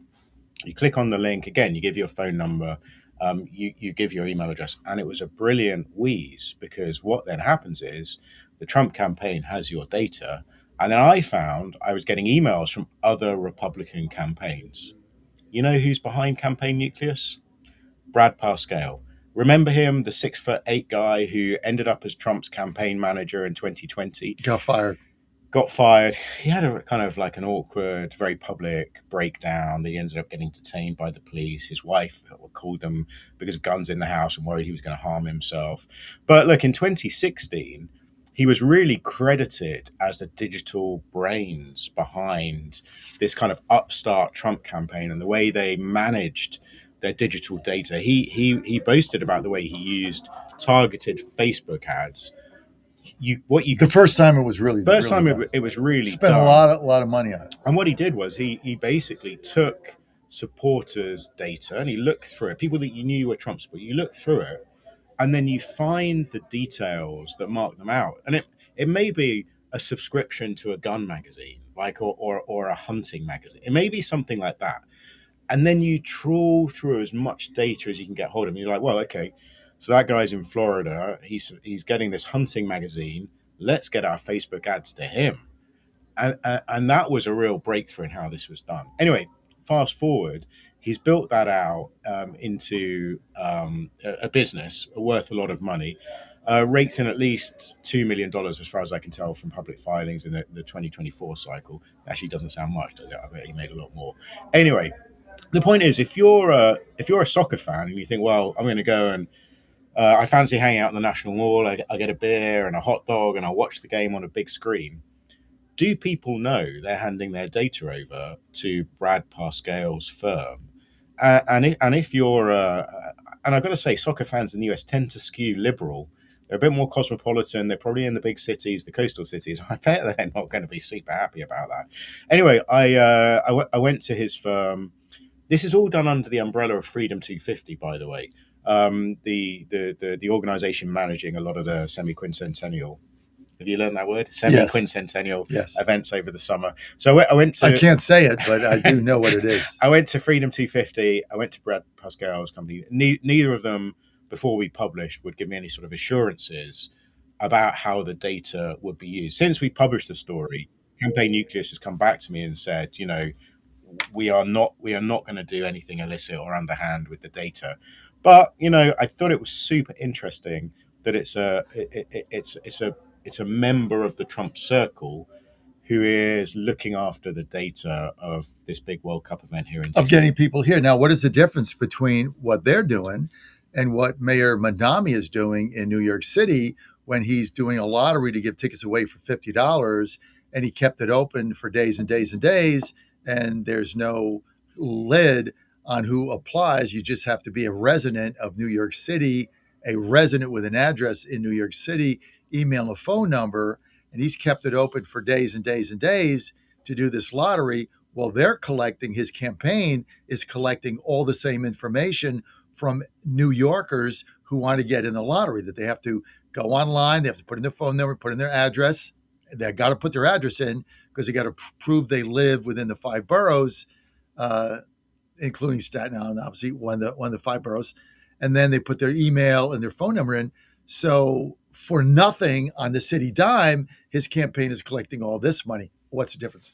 Well, probably none at all. And it's just a reminder that we give out our data all the time. Like whenever you want to get into an event now, it seems like, if you make a reservation at a restaurant, that's your number going onto another digital platform. And oftentimes you can click a thing to say it can't be shared, but do you always click it? Oh, come on. It's always shared. Yeah. So I kind of, I mean, even when you go to the table, when you just go to make a reservation, or like when you go in and say, hey, I want a table for 2. Yeah. They say, well, give me your phone number so we can give you the buzzer, or we can text you. It's like, I'll just stand here. Or they'll even just take your number and then just lead you straight to a table. They didn't need your number. And, once upon a time. But then you get a text. What you do. Once upon a time, I would say, well, I'd rather not. And now I've just kind of given up. I just give out. Everybody gives up. Right? Yeah, you just give up. But it's linked to my entire online presence.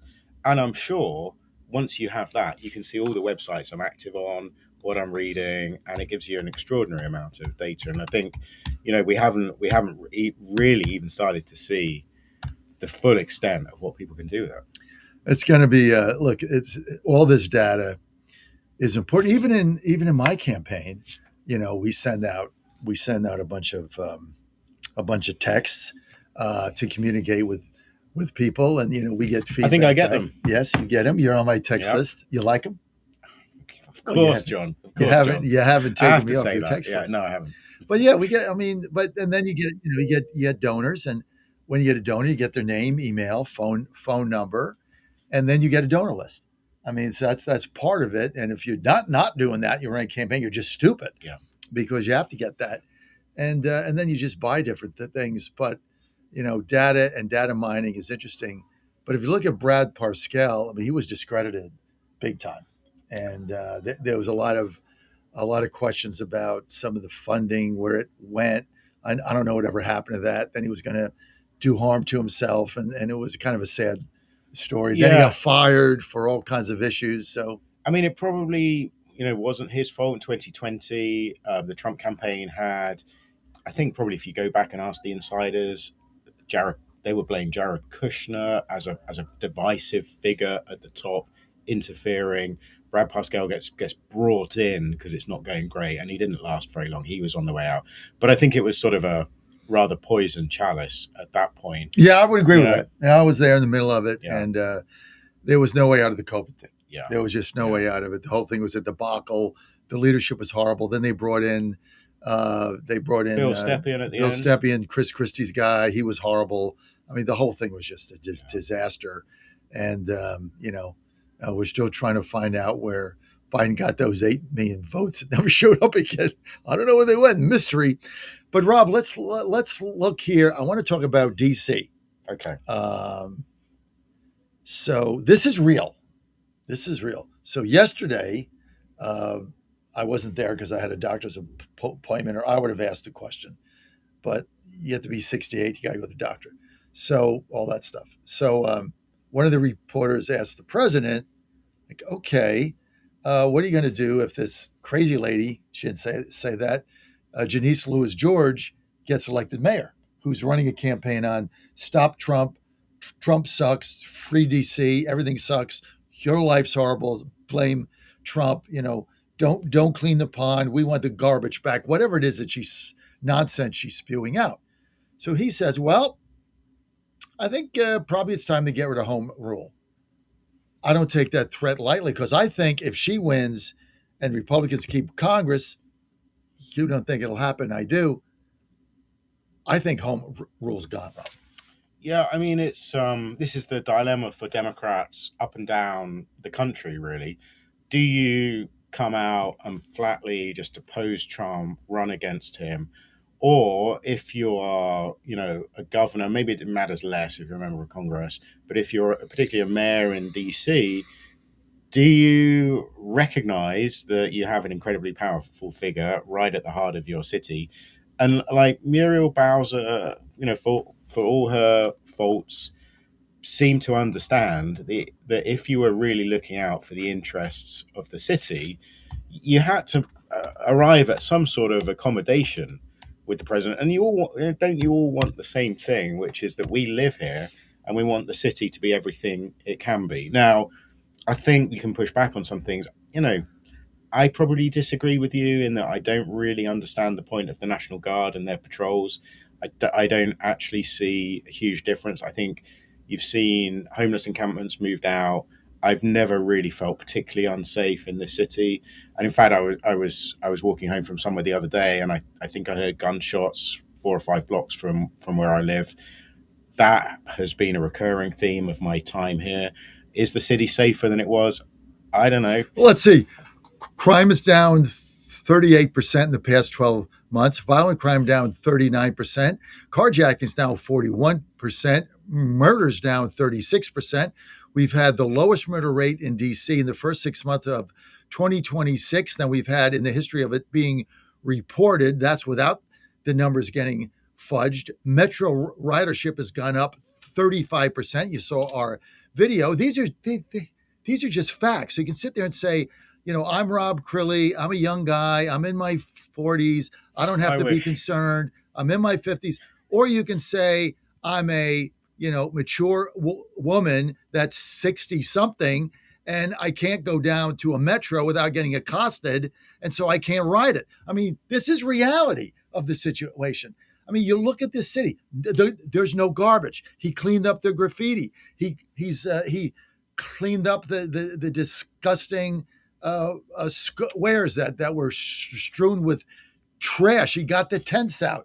He fixed the reflecting pool. He fixed the fountain. You come in here, it's beautiful. Who could dispute this? Oh, I don't like the National Guard. Okay, don't talk.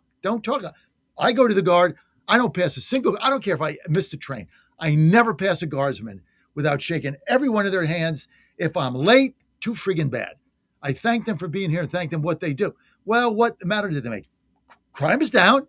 People feel safer. Oh, well, they shouldn't be here. Okay, well then go where they're not. I don't know. Go to the city of Baltimore or Philadelphia. Walk around there. Hope things work out. You can come here. You're 100% safe. Well, look. We're never going to agree on this. We're not going to agree on it. First of all, I would say everybody has their own experience, and I'm not going to say that everything that your wife said is not true. Like, that's her experience. That's her view. I have a slightly different experience. I live quite close to Lincoln Park, right? Well, if you say that about her, she'll cut off your tab at the bar on Tuesday night. She'll point over to him and said, "Cut him off." Not a good idea. I live near Lincoln Park, right?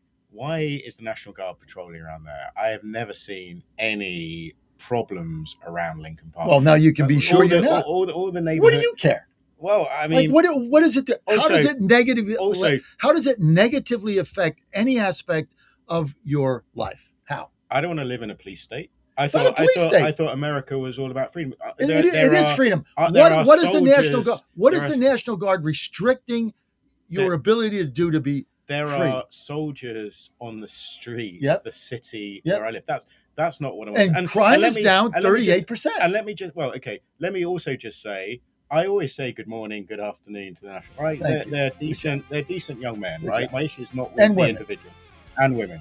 And also, like, it's very hard to say what the factors are in crime coming down. I think we're seeing crime come down all across the nation. Oh, come on. You got to be kidding me. You're now going to say it's just coming down everywhere, and what we've done, it's down 38%. It's just like magic dust that comes from heaven. My question is to you, and you can't answer it. My question is, what does the National Guard's presence, how does that impinge any freedom that you have experienced or have in this country? Name one thing. It's about the sort of country you want to live in. And do you want to live in a country where soldiers are patrolling the streets? Yes, if I'm safe, that doesn't seem to me. Absolutely. If it keeps me safe. Well, so I should go to London, where I'm told you can't walk 2 blocks without getting accosted. I am going to take you to London and show you that is simply not true. That's what I've heard. We're going to go for a pint and I'll show you. Can I take Ann? Yeah, of course. All right, I'll go. John Fredericks Media Network. It's interesting to debate Rob Crilly. Just ask yourself, when you come to the city and you see the presence of the National Guard, what freedom does that impinge? Other than you're safe. It is the most absurd argument in the world. But I'll give you the final word, and then we got to go. As I say, no issue with the people themselves. They all walk past my street, but they're not patrolling the neighborhoods that really struggle with crime. They're patrolling the areas that we all use, and there are all sorts of legitimate questions. Well, you don't know that because you don't go in the areas where they are. This is all, Hey, but I tell you what, read Rob, go to WashingtonExaminer.com/secrets. Sign up for his newsletter there, and you get to meet him Tuesday night because he's a fun guy. So we have our differences, but we love each other. Luckily, we're not going to talk about the Mets or the Astros because we're out of time. We both suck. Best thing about baseball season right now is when the Astros have an off day or a rain out. They can't lose, right? That's why they were off last night. I was so happy. Another game we can't possibly lose because we're not playing. Okay, Virginia Gang next, coming up. Dan, thanks. Sorry I'm over our time. We'll be right back. Thank you. Great to see you. All right, buddy. Across a large swath of the country, and that includes in the hard-hit Midwest. Twisters have pounded communities near Chicago, leveling homes and ripping down power poles. Storms have also grounded flights and knocked out power for hundreds of thousands across the Midwest and Northeast. A large funnel cloud swept through Merrillville, Illinois, located about 33 miles southeast of Chicago. Correspondent Andrew Stewart says no immediate reports of fatalities or life-threatening injuries from those storms. The Trump Kennedy Center Board is mounting a last-minute bid to keep the president's name on the performing arts landmark in Washington. The board is seeking a stay of a judge's ruling that Mr. Trump's name must be removed today. And on Wall Street, the Dow futures are up 260 points. NASDAQ futures ahead 10, and the S&P futures are 19 points higher. More on these stories, townhall.com. Healthcare has become frustrating, expensive, and overwhelming. But you can stop playing by those rules. There's a better way. It's called Crowd Health, and it's changing how people pay for healthcare. Crowd Health is a community where members, the crowd, come together to help fund each other's medical expenses. Instead of paying huge monthly insurance premiums, you pay a simple membership fee plus a modest contribution to another member's medical bill. When you get hit with a big bill, the crowd steps in to help you fund it. Plus, you get the support and tools you need to navigate your health event. Why keep overpaying? Cut out the middleman, lower your monthly costs, and avoid the endless billing headaches. Are you ready for a smarter option? Go to joincrowdhealth.com. Right now, you can get started for just $99 per month for your first 3 months when you use code BREAKFREE at joincrowdhealth.com. Crowd Health isn't insurance. Opt out of the flawed system and break free. The Thai king's eldest daughter has died at the age of 47. She'll be remembered for her prominent role in public life in Thailand. With the death of Princess Bajarakittiaba, the Thai royal family has lost perhaps its most accomplished member and a figure who might have played an important role in a future royal succession. She was the eldest of King Vajiralongkorn's 7 children and one of the closest to him. Trained as a lawyer, she completed postgraduate studies in the United States, spent some years working in government legal departments in Thailand, and was her country's ambassador to Austria. That's BBC's Jonathan Head. Thousands of Puerto Ricans are struggling with water shortages, so severe that the governor of the U.S. territory has activated the National Guard, and emergency responders are fielding calls every day. Officials have not publicly pinpointed the cause of the water shortage. News and analysis, townhall.com. An Alabama man facing the death penalty by nitrogen gas has been spared. The Supreme Court has refused to set aside a lower court ruling that found the nitrogen gas method of execution as unconstitutionally cruel. The justices voted 6-3 against lifting an injunction blocking Alabama from putting to death a 49-year-old man by using nitrogen. 3 conservative justices, Clarence Thomas, Samuel Alito, and Neil Gorsuch, said they would grant Alabama's his request to lift the injunction and let the execution go forward. Jeffrey Lee was convicted of killing 2 people while robbing a pawn shop in 1998. I'm Mike Hempen. Elon Musk is set to become the world's first trillionaire by selling shares in his rocket company SpaceX in what is likely to be the biggest stock debut ever. SpaceX raising $75 billion. More on these stories, townhall.com. Bad decisions limit future options. Make enough bad decisions and you will destroy your life. Listen to The Flatline with your host, Rick Hughes, every Sunday morning on the John Fredericks Radio Network. The Flatline describes a main line of resistance in your soul, built on God's Word. Join us every Sunday morning for 30 minutes of inspiration, motivation, and education, all without manipulation. That's The Flatline with Rick Hughes, heard here every Sunday at 8:30 a.m. on the John Fredericks Radio Network. President Trump is already transforming Washington, D.C., making it the safest, cleanest, and most beautiful city in the world. But we need fighters on the ground to keep it going. I'm John Fredericks, and I'm running for chairman of D.C. GOP Ward 2 to make sure Trump's vision for this city becomes a reality. Safe streets, clean neighborhoods, and yes, rat-free. Go to MakeDCGreat.com. That's MakeDCGreat.com right now and send a donation. Let's finish what President Trump started. Donation limit $200. I'm John Fredericks, and I paid for this ad. In 2008, the amount of concentrated time people could spend on a task without becoming distracted was 12 seconds. 5 years later, it was only 8 seconds, 1 second less than a goldfish. If you're often distracted or have trouble recalling information, you're likely to fall behind in the demanding, fast-paced 21st century. In other words, brain performance is more critical now than ever. Boost your brain power with Healthy Cells Focus Plus Recall. Science-backed nootropics to help you sharpen focus, concentrate longer, enhance recall, improve mental speed, learn rapidly, and be more alert. It's a pill-free brain supplement made with maximum absorption ingestible gel technology, designed to feed your brain at the cellular level. Take it for a test drive. Go to healthycell.com and use code GODZILLA for 20% off your first order of Focus Plus Recall. That's healthycell.com, code GODZILLA for 20% off. A groundbreaking new study shows that there is a safe and inexpensive potential cancer treatment, and it's a drug that many of us already know about, ivermectin.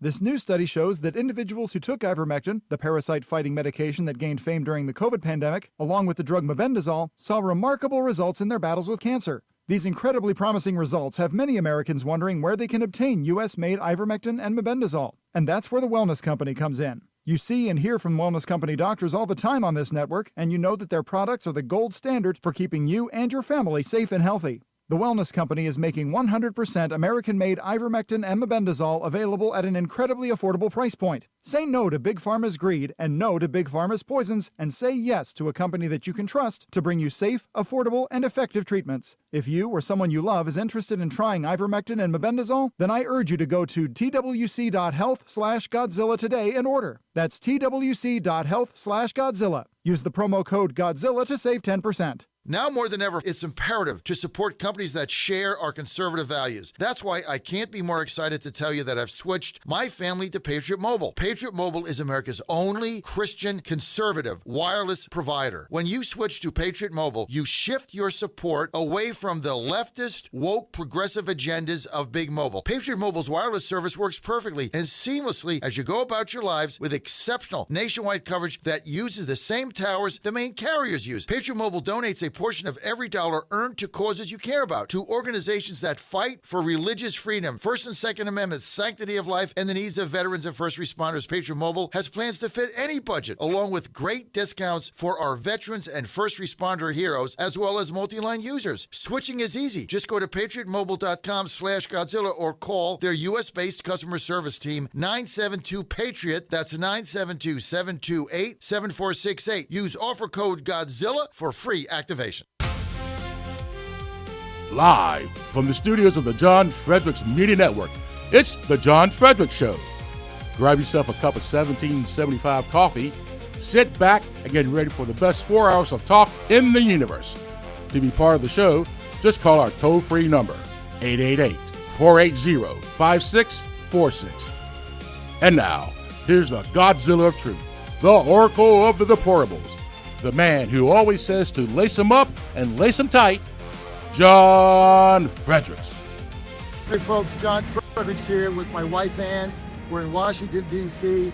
in Farragut Square, right outside of Farragut North Metro. I'm your candidate for Ward 2 Chairman, D.C. GOP. Hope you vote for me on June 16th or send your ballot early. Why am I running? Right here on the Metro. I'm here with my wife Ann. When we got to Washington, D.C. in November of 2024, I wouldn't let my wife ride the Metro, not without me there, certainly not at night, no way. One time she goes on, she's accosted, there's panhandlers, can't do it, right? 18 months later, let me tell you what leadership has done. We ride the Metro everywhere, every day. It's safe, it's secure, it's clean. We go on the Metro everywhere. I can't remember the last time we drove a car. We've also gone on the buses, they're safe. This is what leadership is about. This is what President Trump has done in Washington, D.C. In 18 months, we went from never being able to ride the Metro to now here we are riding it every single day as so many people have come up to us. When you see the National Guard people, they've made this city so much safer. Our cops have made it safer. The Metro police are fantastic. The park police, we have to support our blue and support our Metro. Now, the bottom line is we have a choice. We can live in squalor and filth and crime and dirty metros, and you can't ride it, people jumping turnstiles, or we can live in peace and harmony with safety and cleanliness. And that is what we've done here. That is what President Trump's done. And as your Ward 2 chairman, I am going to continue to fight for you every single day to make sure that our ward and our city is clean, it's safe, and it's beautiful. This is my wife, Ann Fredericks. I'm John Fredericks, candidate, chairman, DC GOP, Ward 2. This message has been paid for by Fredericks for chairman. Don't forget to vote. What a great ad that was. I want to thank Ann for doing that. It's all over the internet. Thank you. Don't forget our big party. I got to. This is Friday, TGIF, baby. It's all good. And our big victory party Tuesday night. You don't want to miss that. June 16th at the City Tavern. Corey Lewandowski, Morgan Griffith, Brandon Beach, U.S. Treasurer. They're all going to be there. It's going to be fantastic. You can just go to MakeDCGreat.com. Get your ticket there, MakeDCGreat.com. Virginia gang coming up. We got Chris Saxman, John Reed. We've got Jim Hobgood. We've got Matt Brainerd on with us. So we're going to have a lot of fun coming up on Virginia gang, all right here. Maybe we can get Saxman to go to our victory party. Dan's going to be there, right? He's coming in, staying overnight. Coleman's going to do a show tomorrow. We're going to live stream it, so that's going to be cool. So a lot of fun things going on right here, right now on the John Fredericks Media Network. Virginia gang is next. And before we get there, this segment is brought to you by the Safer Supervision Act. Big supporter of that. And their bill is in Congress right now. It's called the Safer Supervision Act. The President Trump's pollster, Fabrizio Ward, found that 80%, that's 8 out of 10, 80% of Trump voters support it. In the key districts that are going to decide the midterms, voters are 5 times more likely to back a candidate who endorses this bill. Now, you don't get numbers like this unless you're solving a real problem. The problem that SAVE Act is solving is federal probation officers are managing over 100 cases each. They're overwhelmed. We don't have enough of them. This is twice what's recommended. This is not a manageable number. Now, the Safer Supervision Act fixes this. It lets the probation officers focus on real public safety threats instead of drowning in paperwork, and it's endorsed by the frontline officers who say it will help them do their jobs better. 96% of Trump voters say public safety has to come first, and this bill delivers that. Now, all you got to do is go to safersupervision.com, safersupervision.com. Get more information there. Help us out. Support our bill, safersupervision.com, and tell your congressman to get this done. Tell your senators to get this done, safersupervision.com. This has been paid for by the Reform Action Fund, and we thank them for this message. Okay, let's get to Virginia gang. Chris Saxman, Jim Hobgood is with us. We've also got John Reed, a former candidate for lieutenant governor in Virginia, or former host of the John Reed Show on WRVA, and now does an independent podcast. And also joining us, I think, is Matt Brainerd. I said Dan. I'm sorry. I got too many Dans in the company. Matt, thanks for joining us. We got Saxman on here. Where's Saxman? We are missing his video feed for whatever reason. We don't have. Oh, there he is. He's on. Let me get him on here, Jim. Yeah, we can't start the show without Saxman. Sorry. There you are, Sax. All right. Hey, don't forget our pregame show. First game, College World Series today, 12:30, where West Virginia University takes on Troy. We're going to beat Troy. Pregame show, 12:30, heard in West Virginia and Philadelphia and Pittsburgh. If you're out of the area, you just download WV The Torch. WV The Torch, download that. Then our post-game show after the game, they open up against Troy. They're going to beat them.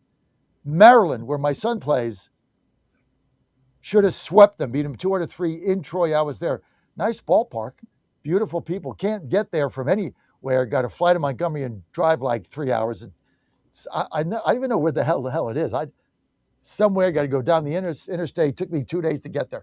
Anyway, we're going to sweep them. So we're going to beat Troy today. We're fired up. All right, let's get right to it, and let's start with the gang here. I'm going to start this with John Reed. John, Spanberger continues to tank. Nowhere to go. Everybody's mad at her. They got memes on her now. We got Ben Tribbett basically put out a hat called MAGA, Make Abigail go away. I thought that was a brilliant ploy. He's selling those hats, and a lot of people think she's going to be a drag in the midterms. What do you think, John?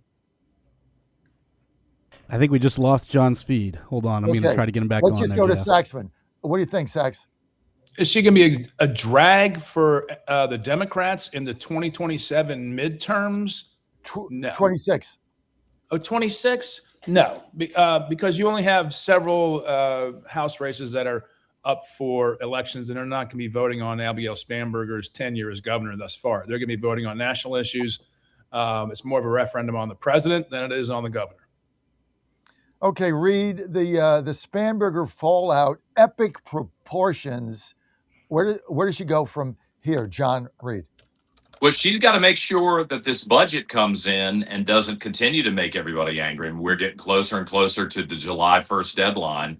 And I am enjoying watching the Republicans do the Democrat thing of the countdown to the government shutdown. I can't imagine that the Democrats are actually going to allow that to happen. That would be a PR disaster. And I guess we haven't had it happen in Virginia, probably a practical disaster. But it demonstrates once again the lack of leadership and just basic competence in the team that is currently at the Capitol. It's kind of shocking to me to see these people who run the state lock, stock, and barrel now create this kind of drama internally and give us something that we can talk about, which exposes what fruitcakes they really are. Fruitcakes, Jim Hobgood. I mean, like fruitcakes. How do you even comment on that, Jim? I don't know. I'm not a real fan of fruitcake myself. The family fruitcake that gets passed around as a Christmas gift every year. And by the way, with regard to West Virginia, it really is important in that double elimination to win the first game and not go directly to the losers bracket. Makes it much more difficult to advance. I appreciate John Reed having the baseball hat on in honor of the College World Series. But I think Chris is right. Federal issues usually don't impact the midterm in Virginia unless it's up in Northern Virginia where you have all the federal employees. I think last year, the Trump situation certainly hurt John Reed and the rest of the Republican ticket up there. I think the margin was expanded because of the government shutdown and things of that nature. But yeah, I think John's right about the budget. I was going to ask Chris about that. I mean, this is June the 12th. July 1 is closing in, and they're supposed to come back to Richmond when, Chris? Next Thursday, the House will convene. The budget will be released on Monday. They're having a press conference today at 11 o'clock. The governor and the speaker and House Appropriations Chairman Luke Torian at 11 to announce their budget. It'll be released on the 15th, it sounds like, and then they'll convene on the 18th. And then the Senate comes in on the 22nd, which is next Monday. But the critical factor here is that they also have the joint Democratic caucus fundraising event at the Homestead immediately following the Senate session. So they might have a very difficult caucus event out at the Homestead, which is, for your listeners, a 5-star, 5-diamond resort out in the historic resort and in the mountains of Virginia. But they're not on the same page. Louise Lucas just announced a listening tour for data center exemption removal, which would be horrific for the Commonwealth. It's the only sector of the economy that's growing is data centers, and they've got a real fight on their hands. And a month ago, I thought they'd get it done, and I was hoping they'd get it done just for the good of the Commonwealth. Right now, I'm 50-50 whether they get this thing done by the end of the month. And so if they don't get it done, what happens? We don't know. It's never been done before, but the presumption is that the government will shut down. My spidey sense says they'll try to pass a skinny budget, as they've done in past years, relative to, but that was in a caboose budget. But we've never done it with the full biennial budget on the line, and it's uncharted territory. We would lose our AAA bond rating for the first time ever. And that would be a disaster for local and state governments who are on their borrowing and on their borrowing costs. It would be a bad signal to the business community, real bad. Reed, what do you? Yeah. Well, it will be a disaster for the state, but we're already in a terrible situation for these localities who are now trying to set their budgets based on the funding from the state. And they're waiting to see what they're going to get, what the priorities are going to be, what's not included in this budget. I mean, there are a lot of people, even Democrats in Henrico County, where I live, which is predominantly Democrat. Unfortunately, it's really gone blue around me. They're very upset. They can't make the plans that they need to make for responsible governance on a local level because the people in their own party who are running the state don't seem to be competent enough to pull this off, or they just want to fight. It really is. Look, they've always fought at the Capitol, but this is something bizarre, and it's not a good look for Abigail Spanberger as governor, or if she does still have designs on doing something bigger beyond running for governor. She doesn't need this. I can't figure out why they don't get in a room and iron it out. Well, John, I don't know if it was Chris last week, somebody said that governors are judged by job growth in the Commonwealth during their term. Mm-hmm. And if they renege on this tax exemption, I think Abigail knows it's going to be real tough to recruit businesses to Virginia. Well, you're right about that. I did say that last week. This is the one metric that every governor has because they only have a single 4-year term to run on. So they've always been based on economic and job growth and being one of the top states for business. That's the metric. And they all challenge, they basically compete with each other on this. All the former governors, they chirp at each other. That's just how this thing runs.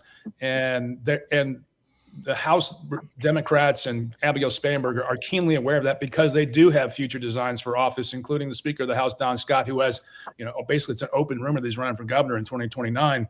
And he doesn't need to have a slide back in the business rankings for Virginia. They ran on this just last year, as John Reed well knows. They were they were running with hair on fire, saying, "Oh my God, we've gone from number 1 in the country, best state for business, to number 4. What a catastrophic fall off that's been." But we go up and down in that scale all the time on CNBC, which is a flawed ranking in my estimation. But it's nonetheless what everyone pays attention to.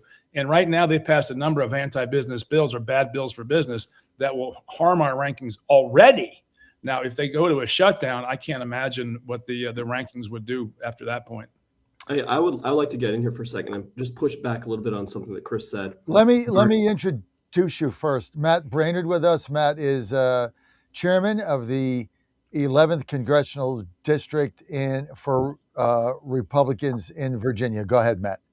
Yeah, regarding Spanberger's impact on the midterms, is that her complete failure on the number one issue that she campaigned on, affordability, has definitely damaged her credibility in the state. And that does have an impact on the midterms because we have some really competitive, at least one and possibly 2 or 3 or 4 competitive congressional districts. And the Democrats have lost an asset they can deploy in the battlefield. If she was delivering on her promises and she flew into the 2nd congressional district, the 1st, the 7th, the 10th, and said, hey, stand by our Democrat candidate, that could be powerful. And that's a good contrast to Glenn Youngkin, who was throughout his entire governorship was by far the most popular Republican in the state. He ran ahead of everybody. So there's no Republican in the state who wouldn't say, please come, governor, and help me. But their candidate in the 2nd district, the 1st district, they're maybe going to keep a little bit of distance because the absolute fail down collapse on the issue of affordability regarding especially energy costs, which is a cell phone. And now we're witnessing what happens when Democrats have complete control over government. Republicans have no power. And despite that, they can't pass a simple budget, which is a great argument for returning Republicans to power to help balance out the radicalness of Spamberger in the 27 election.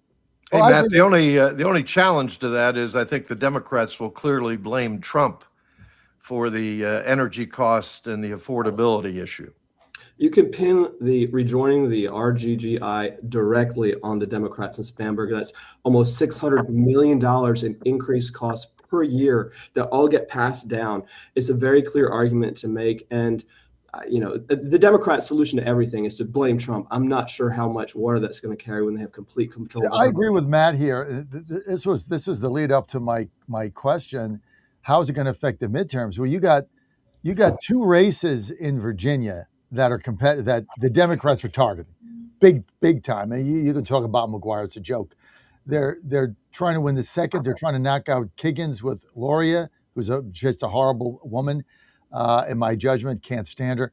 And then they're trying to topple the potentially incoming Armed Services Chair, Rob Whitman. I think if none of this had happened, they probably have a shot to win those 2 seats. I said that forever. But when you look at what's the debacle that's gone on in there, I just don't see it. I think Kiggins wins. I think Whitman wins, and the 4 seats or 5 that we have stay. And to Matt's point, they can't deploy Spamberger. What are they going to do? Send Spamberger to Stafford? I mean, you got to be kidding me. There's nowhere to send her, so these congressional candidates are on their own. One of the problems, John, overall, is that there is no real media coverage of what's going on. The people who know what's going on and pay attention to this, the hyper-focus, they get it. But they're not undecided voters. Every day people go to the gas pumps and they go, I'm winning or I'm losing. And if the Strait of Hormuz opens up and the gas prices come down appreciably before the midterms, then yeah, Abigail Spamberger is going to be more of an impact than currently. But right now, drawing on affordability, it's a net. I don't think it's an issue that Republicans really want to campaign on in the fall. They would like to, because that was Abigail Spamberger's campaign, but it was also a big part of President Trump's campaign in 2024, along with the border and immigration, which has been a very successful change for the country. And Donald Trump is rightly should be praised for that, at least on the Republican side. But from a strict analysis of what do you do and where do you marshal your resources and what do you spend your money on, that's going to be a net right now in June, the middle of June. If it's the middle of September. I just can't wait to see what the Democrats are going to campaign on when you hit September and gas is $1.99 or $1.87, because that's where it's going. I mean, it's going to go to $2 or under by the time you get to Labor Day. What are they going to campaign on? Well, I hope you're right. I'm laughing my ass off because they have nothing. I hope you're right. I mean, I am right. If anybody at the White House is watching this show, not that they're looking for a green light from me, but stop with the deal. Bomb the hell out of these people. Let's eliminate the Iranian threat. Let's get this over with. I would say that even if there wasn't a midterm election domestically that had to be factored in here, but especially with the midterms, stop trying to get a deal that you're not going to get. Somebody told me yesterday, the president really wants the Nobel Peace Prize. He's never going to get the Nobel Peace Prize. They hate him. So just go do what you got to do and stop worrying about public perception elsewhere. The only way to end this thing and bring the prices down is to control the Strait of Hormuz. Stop trying to talk to crazy people who want to kill us. And, I think that puts him in a better situation. And I'm going to continue to beat the drum that we're in this countdown to the shutdown in Virginia. It's interesting, the difference in media coverage, because I promise you, if this was Glenn Youngkin, the CEO of Carlisle and the Democrats who run these newsrooms across the state would be doing a daily countdown to stoke the fears of Virginians about this potential shutdown. They're not talking about it now, and I'm going to do my best to try to refocus it, to Chris's point, so that people are actually aware of the consequences that could be coming their way. There's nothing more impactful than gasoline prices, because the average person, that's a poll you take once or twice a week when you go to the gas station. And if John Fredericks is right, if gasoline is $2 a gallon by Labor Day, the Republicans not only control the Congress, they add seats in the House and Senate. Bank on it. Is going to happen one way or the other. I'm with Reed 100%. Empty the payloads, John. Just empty the payload. Bomb the crap out of them. Take Carg Island. Take all that oil. Ship it back to the United States and give them the New Jersey salute on the way out. Either way, the Democrats are running on one thing: gas. Of course, when it was $5 under Biden, it was transitory. They're running on one thing: gas prices. And when gas prices drop to $2, they have what are they going to run on? Graham Plattner? They have nothing to run on. That is why I'm the only guy in America that is so optimistic, predicting that we are going to win the House. The Senate's a joke. You got Schumer out there saying, we're going to win the Senate. Where? The hell are we going to win? Maine? No. What are you going to win? Well, you're not going to win anything. So we are going to win. Gas is going to go down, and Spamberger's a clown. But anybody else can jump in. Well, I mean, I would add that I don't know if they watch the show, they should, but the White House very much understands that if they don't get gas prices under control and we have a more optimistic view of the economy and the direction it's going to, it's going to be a very rough midterm. And they've done a rough midterm. They went through 2018. They saw what happened after that. So I think they're well motivated to do the policy changes in Iran and elsewhere to achieve the number one objective of the electorate right now, which is affordability. It's the A word, whether you like it or not. That's the truth. It's the most important issue. They're very keenly tuned into that. I think that's probably what's driving some of the strategy here, even though getting involved with Iran, I think, was one of those cases where a president makes a decision about something that might not make the most sense on a 1 or 2 year basis, but over a 10 or 20 year basis.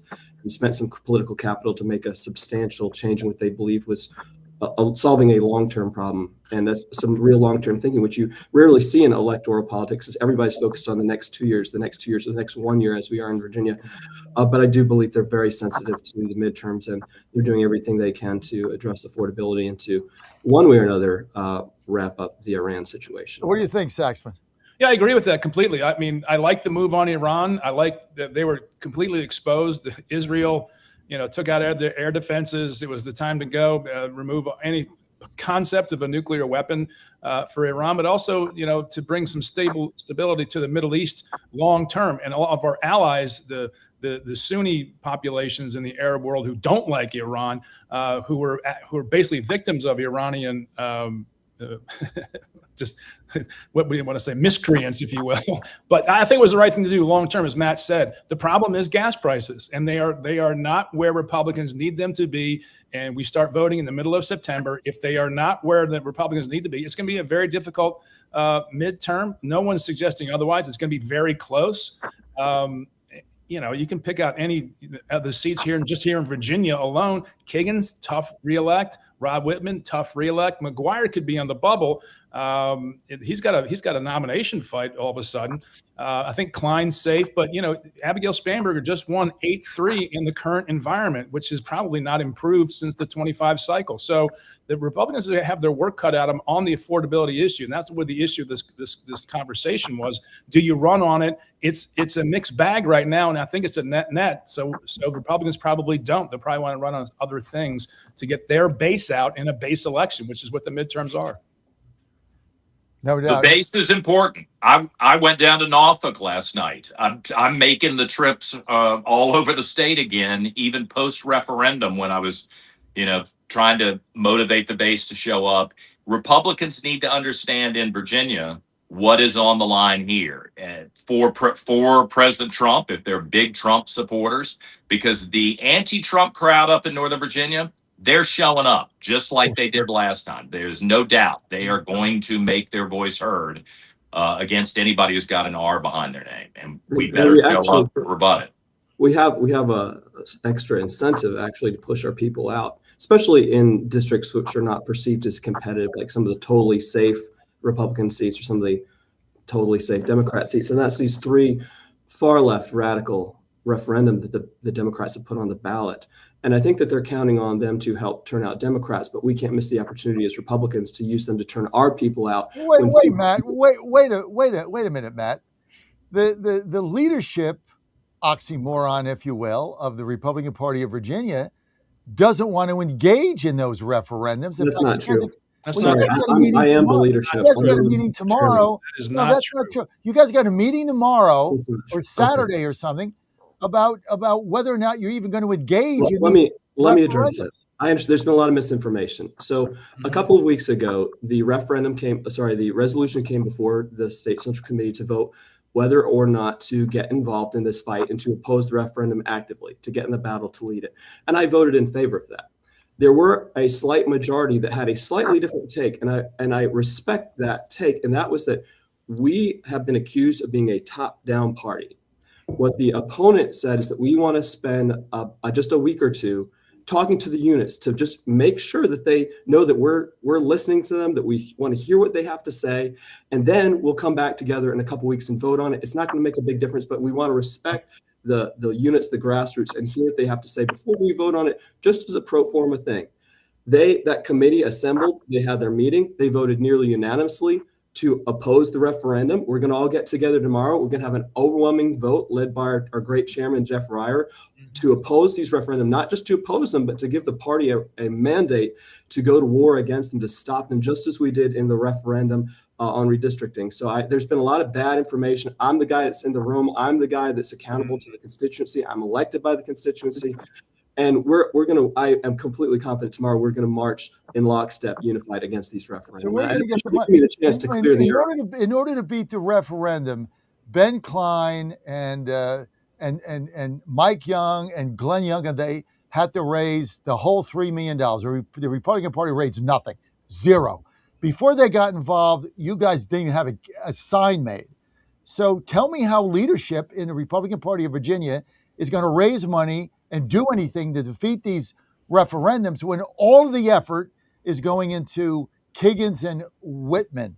Just explain that to us. Sure. Look, by taking this fight on, it allows the state party to harness donors across the state who maybe were not terribly concerned about the 2nd Congressional District, the 1st, or some of these other competitive seats, and get them involved, get them to help fund our efforts. Because Chris made a great point. This midterm is more about turning out your base than anything else. And we've heard the old chestnut. Look, if we can get everybody that showed up and voted for Trump in the 2024 to show up in the midterm, we'd have a very successful midterm. We'd defeat all these referendum. The objective here is to raise funds, get the base activated, and get them engaged to turn out as many Republican voters as possible, get them educated on these referendum, and have them show up. And while they're voting against the referendum, also keep Kagan and the other more vulnerable Republicans in office. That's what the state party does. That's what the Republican Party does from top to bottom. That's what we're doing in Fairfax County. We voted overwhelmingly to do that. And look, I'm not going to address the politics of what group was doing what during the referendum. I can say that the state party did all it could, but getting us engaged in this fight is going to allow us to raise money, to activate our voter base, and to turn out our voters that are not only going to help us keep this referendum close and maybe win, but also turn out voters that are going to help us in places like Kiggins District. I'm the skeptic. I mean, I got to see it before I believe it. Come to the meeting tomorrow. Because Matt, the reality is the way the Virginia party is structured. The whole thing is a bunch of independent fiefdoms concerned about their own elections or power bases. And having gone through, me and Saxman went through this referendum thing. And until Klein and others and McGuire and Whitman got on the phone and created these PACs, And first, Youngkin was out. Then we begged him to come in. He helped a little bit, so we thank him for that. But the party had no money. I mean, it had no plan, no money, nothing. So Saxman, I get what Brainerd's saying, but you've been there, done that. How does the party? Well, look. Both myself and the chairman have recently been elected. He sort of got pushed into this thing unexpectedly with a resignation that was unexpected, and I think that there was a little bit of time for getting our sea legs right. I think that this referendum will give us the party a great opportunity to redeem itself. And look, I'm not saying your criticism is necessarily wrong. I'm not saying that. But what I'm saying is that this referendum is a great opportunity for the Republican Party to show leadership, and I'm confident that it will. And it will make you hopefully realize that the Republican Party of Virginia is an effective force in the state. Well, it's interesting. I'm sitting here trying to remember any referendum. I've been in Virginia since 1969. I'm trying to remember if any referendum has ever been rejected. I think the go-to position for average voters is just to go in and vote yes on these things. So I think it's a tough road to hoe to get a no vote on this type of voting. You're completely right. And one of the other things we're going to have to fight here, and you saw this during the redistricting referendum, is they're going to completely manipulate what the constitutional amendments say in the ballot language. They're going to completely lie about what it is. So we don't only have the job of fighting it, we also have the job of educating folks. But from my perspective, in the 11th district and with the state party, is that we have to get in the fight. We have to fight it, win or lose, because I agree with that. Even if we do lose, in the process of fighting it, we'll become a stronger party. We'll raise more money. We'll get more people on the permanent absentee ballot list. We'll turn out more voters that can be helpful to Kagan's and some of the other districts. We will develop muscle memory that we need to be successful down the road. So I just don't. This fight, win or lose, is the fight the party has to take, and that we need to take with optimism and with energy and fearlessness. And leave everything on the battlefield, so that even if we don't prevail, John Frederick will say that the state party did a good job. Bravo for you for doing this. Okay, I mean, we all want you to do it. We all want the party to get involved. You got to motivate voters. And the first vote that kind of rejected it, I guess I didn't know why, but it was like typical. We don't want to do anything. It's like typical stuff. So I'm glad you set the record straight on that, and I hope you guys do something, get an army together, raise some money, and get people involved. Because if you don't try, like Chris and I say, the only shot you're not going to make is the one you don't take. So I commend It's also really important, John, that the messaging on these referenda is right to win over the undecided and the middle of the road voters. I mean, there are people in our party who disagree with me very strongly on gay marriage. And so they were kind of shocked last year when I said, hey, I hate this, but I'm going to have to vote no on the gay marriage repeal, even though I support gay marriage. The reason is that the Democrats have very cunningly inserted language that will turn this into a legal circus about the gender ideology issue. And so someone like me, who voted against the constitutional amendment back in 2006, who would be 100% supportive of pulling that out of the Constitution to reconcile our state constitution with the ruling of the Supreme Court, I can't go along with this gender ideology garbage. So I'm going to have to vote no. But if we go out on any of these issues and we use rhetoric which pushes away those undecided voters who aren't necessarily Republican, and maybe they've got second guesses about Abigail Spanberger and the Democrats, we could lose badly. And we need to be very thoughtful in the way we present these issues to the public. We've got great arguments that I think will appeal to middle of the road people. We need to be thoughtful about that. I agree with John. And look, every political battle comes down to using the right language and cynically enough, focusing on the most extreme outcome of any proposal. So, for example, if it was a straight up vote on, pro-choice versus pro-life, I think we know, unfortunately, how Virginia would go. But the way we phrase it is that, do you think that minors should be able to get a major medical procedure with not only without permission, but without even notification of the parents? That's the battlefield we'll fight on. On the marriage amendment, which was the Democrats are going to call it, the Love is Love amendment, we're going to campaign on hey, this codifies radical transgender ideology that allows men to take scholarships intended for women under Title IX, allows men the constitutional right to invade women-only spaces, like, have some creep walk into your daughter's locker room or your locker room if you're a female. And, the referendum on the vote on restoring felons' rights, that's a little bit of a more esoteric argument, I suppose, but we'll find the right language on all three of these. I'm confident we can do that. And that's the battlefield to fight. And John's completely right about just, you can go with the language that 80% of people agree with rather than maybe 55 or 60. Yeah, that one is so interesting. The immediate restoration of voting rights for murderers and rapists when they get out of prison. Are you kidding? Who wants a murderer or a rapist to cancel out their vote or even have a say at the table about the administration of the state of Virginia? It's fine if you have turned your life around. We'll give you a second chance. We're not going to make you wear a scarlet letter for the rest of your life, but come on. I think we've got potent arguments which can sway the electorate, but we need to be thoughtful, and we do need to raise enough money and have candidates who will sell those arguments to the public. Yeah, look, at the last meeting, I said to the chairman, I'm sure you can raise $500,000 almost immediately off these issues. And he looked at me and said, yes, we can. And I look forward to us doing that and way more than that, which is frankly what we'll need. But John is exactly right. If you look at all of these and you wrap it up to the previous point, has there ever been a referendum defeated? Yes. When we tried to put right to work in the Constitution in 2016, we were out organized and outfunded in a presidential year, but that was a presidential year. In a midterm, with not every district challenged, the 3rd and the 4th are not going to be challenged, the 10th, the 11th, and the 8th for the most part. You're going to have 5 congressional districts that won't really have an excited base for the Democrats other than what they would show up nationally just to vote against Donald Trump. So you'll have an opportunity to suppress or repress or dissuade the Democratic base from showing up, and because it's a midterm. But the problem is it's against Donald Trump for the Democrats. They're going to show up. So you have an opportunity in some of these other districts to get people to the polls based on these single issues versus necessarily an issue on affordability. And that's going to be a difficult mix and matrix for the Republicans to get going here. I know this is a little bit too much analysis in the weeds, but that's the reality of midterm politics in Virginia. We do this every year. We have an election of consequence every year.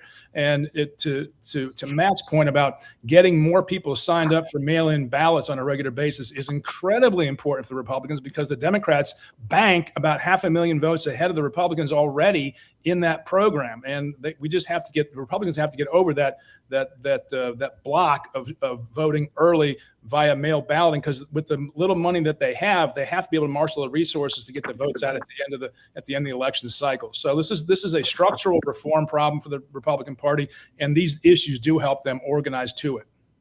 What are you doing about mail-in ballots, Matt? Oh, you're asking us? Well, look, everything in Virginia, you have to have power to exercise that. For mail-in ballots, frankly, we just want to get as many of our voters to cast ballots as soon or as early as possible. One of the best measures that a lot of them have to prevent election fraud is to vote as early as possible, because then it prevents somebody else from voting in your name. In the 11th district, we ran some experiments to find out what messaging most motivated people to sign up for permanent absentee ballot and return. Now, what's ridiculous is this 45-day voting period, no excuse mail-in ballots, all of these challenges. And frankly, it's a real catch-22, because the only way we'll get the power back to eliminate some of this craziness is to exercise some of it ourselves. And if the only way we can get this Republican voter over here that lives across the street from me to vote is to sign up for a mail-in ballot, we got to do that. We got to do that. And everybody in the party from Donald Trump all the way down realizes that we got to bank the votes. And that's the only pathway we have to changing some of these bizarre, like this 45-day voting period in Virginia. It creates a lot of problems that people don't anticipate, because it empowers money. Because if you have to sustain a messaging campaign as if it's election day for 45 days, that gives tremendous power to the folks that have money. If you don't, you're running a grassroots operation. You're much better able to time messaging and timing to one day, to election day. But when it's this long 45-day period, it puts you at a severe disadvantage. So there's all kinds of reasons why we want to get rid of this. But to do that, we got to get the House of Delegates back. We got to get the governorship. We've got to take the state Senate. So it's a long road, but I'm confident that we have the capability to get there. Would the SAVE Act impact that at all?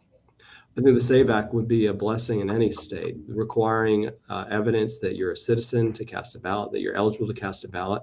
I think that would have a great impact. But again, it's the same thing. We need a few more Senate seats to be able to get that through.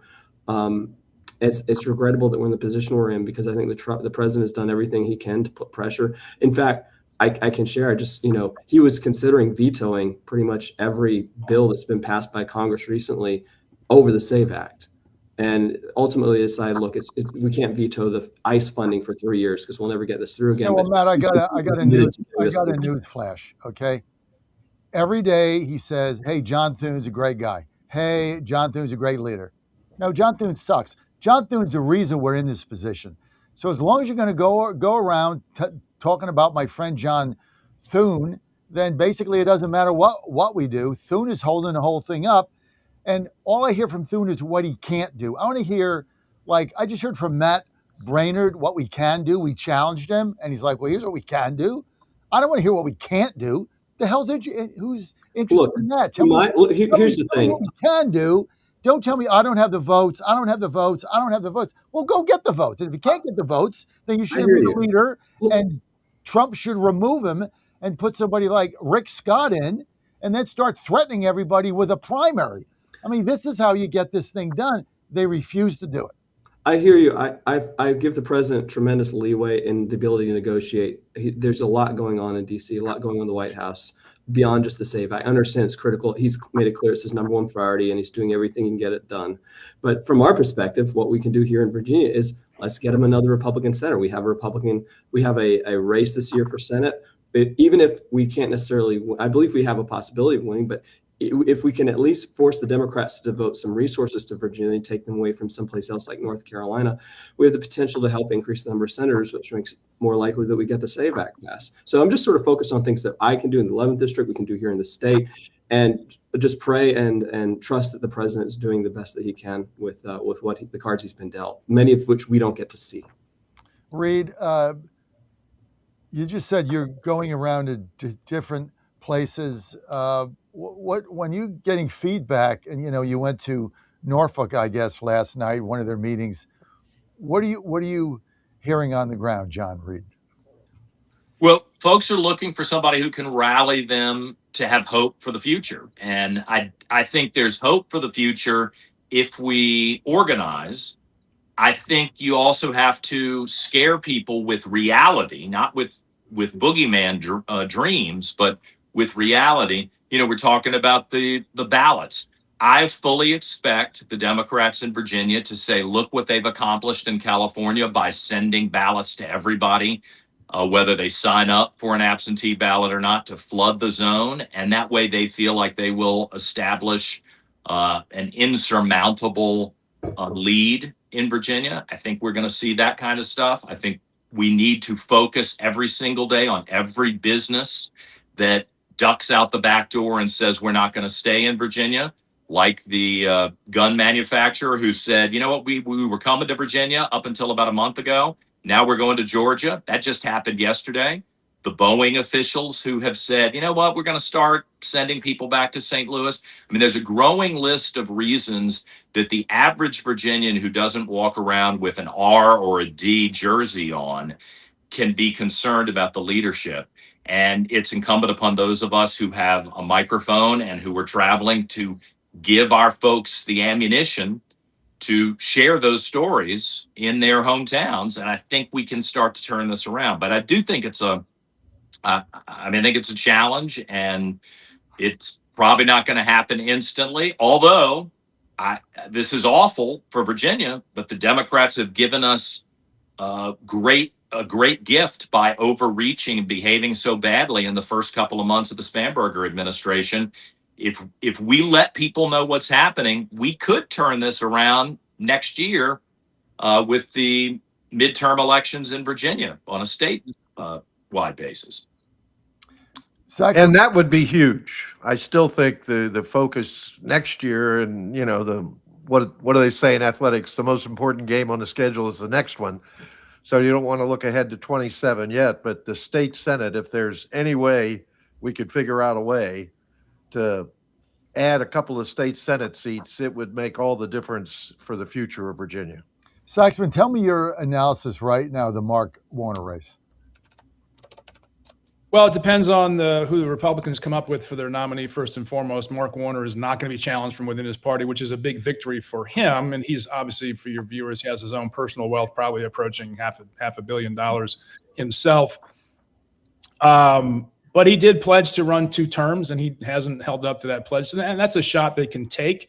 One of the problems is, unless you get inside the margin of error in the polling, you won't get national money. And that's the real problem for Republicans on a statewide level. You got to be inside the margin of error to get the national money to come in. So I would have to start out at a +7, +8 for Mark Warner out of the gates.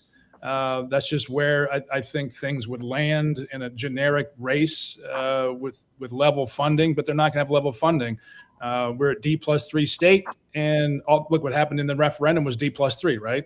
So there's that. But the Republicans, to Matt, John, and Jim's comments all along, there's a real opportunity for the Republicans to put together all these issues and create a framework on a theme and a narrative of what they really believe going forward in this new populist era that the Republican Party finds itself in, and led by Donald Trump. Because you have to come out and say, this is the grand vision, which there really hasn't been. Wrapping it up into a framework like Morning in America for Reagan, or whatever the theme you have to build around so people get it when you talk about it, because they've done extraordinary things. Look at Venezuela. The growth potential in Latin America and the Western Hemisphere is extraordinary. South America has more people than Europe. It is a very Catholic Christian continent, and Europe's, for all intents and purposes, a museum. But you talk about growth in the Western Hemisphere, and that no one's seeing this on the radar screen, and what it can mean for American wealth and prosperity long term is extraordinary. I think you got to be able to wrap all these different elements to the Trump agenda and put some sort of theme and narrative on it, because he's not going to be on the ballot in 25, and the Republicans have a real difficult time getting those low propensity Trump voters to show back up in 28, and that should be a real concern for Republicans, not just in Virginia but in every other state. It's interesting to see these 3 candidates.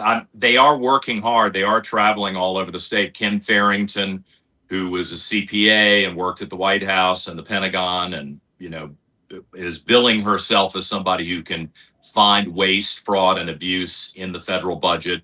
Burt Miyazawa, who was a general, who, it's been interesting. I sit there and I like when Burt is kind of curt with people. I don't take it as a negative. I see it as somebody who's in charge, who knows what he wants to say, and is kind of serious. I've then walked out with a group of ladies who've said, wow, he's really kind of tough on people. And I'm thinking, well, actually, that's not a bad thing to have in the U.S. Senate, somebody who's going to go knock some heads together. To your point, John, like, we need the votes. We're not interested in your personal feelings. You're on a team. You got to get stuff accomplished. That's positive. David Williams, also a military guy. So they're 3 pretty solid choices, not well-known choices. And I think people could, dig into their conservative credentials if they want to going forward, so that they don't have a disappointment potentially. But I think we've got 3 potentially strong candidates to go up against Mark Warner. And here's the other thing nobody's talking about. Mark Warner in 2026 is not the Mark Warner from 12 years ago. I mean, this and it's not the Mark Warner who was governor of Virginia. He is really slowing down. Mark Moran, who was going to challenge him within the Democrat Party, but then suddenly his signatures disappeared and were never delivered to his office, supposedly. I mean, have you heard that story? Oh, yeah. Mark says that Mark Moran says that Mark Warner has dementia. Now, I don't know that, but I've heard that. And if that's true and can be documented, then there are a couple of things that could really change the nature of this race going forward. Well, I've heard that he slows down in the afternoon. To the extent that I don't know, but I take a nap every afternoon too. So I agree with you on Burt Miyazawa. I love when he gets into it with voters. Hey, dementia may be a resume enhancement for Democrats. Well, it could be. All right, guys, we've been there, done that. I got to get a winner for the College World Series. Winner, chicken dinner.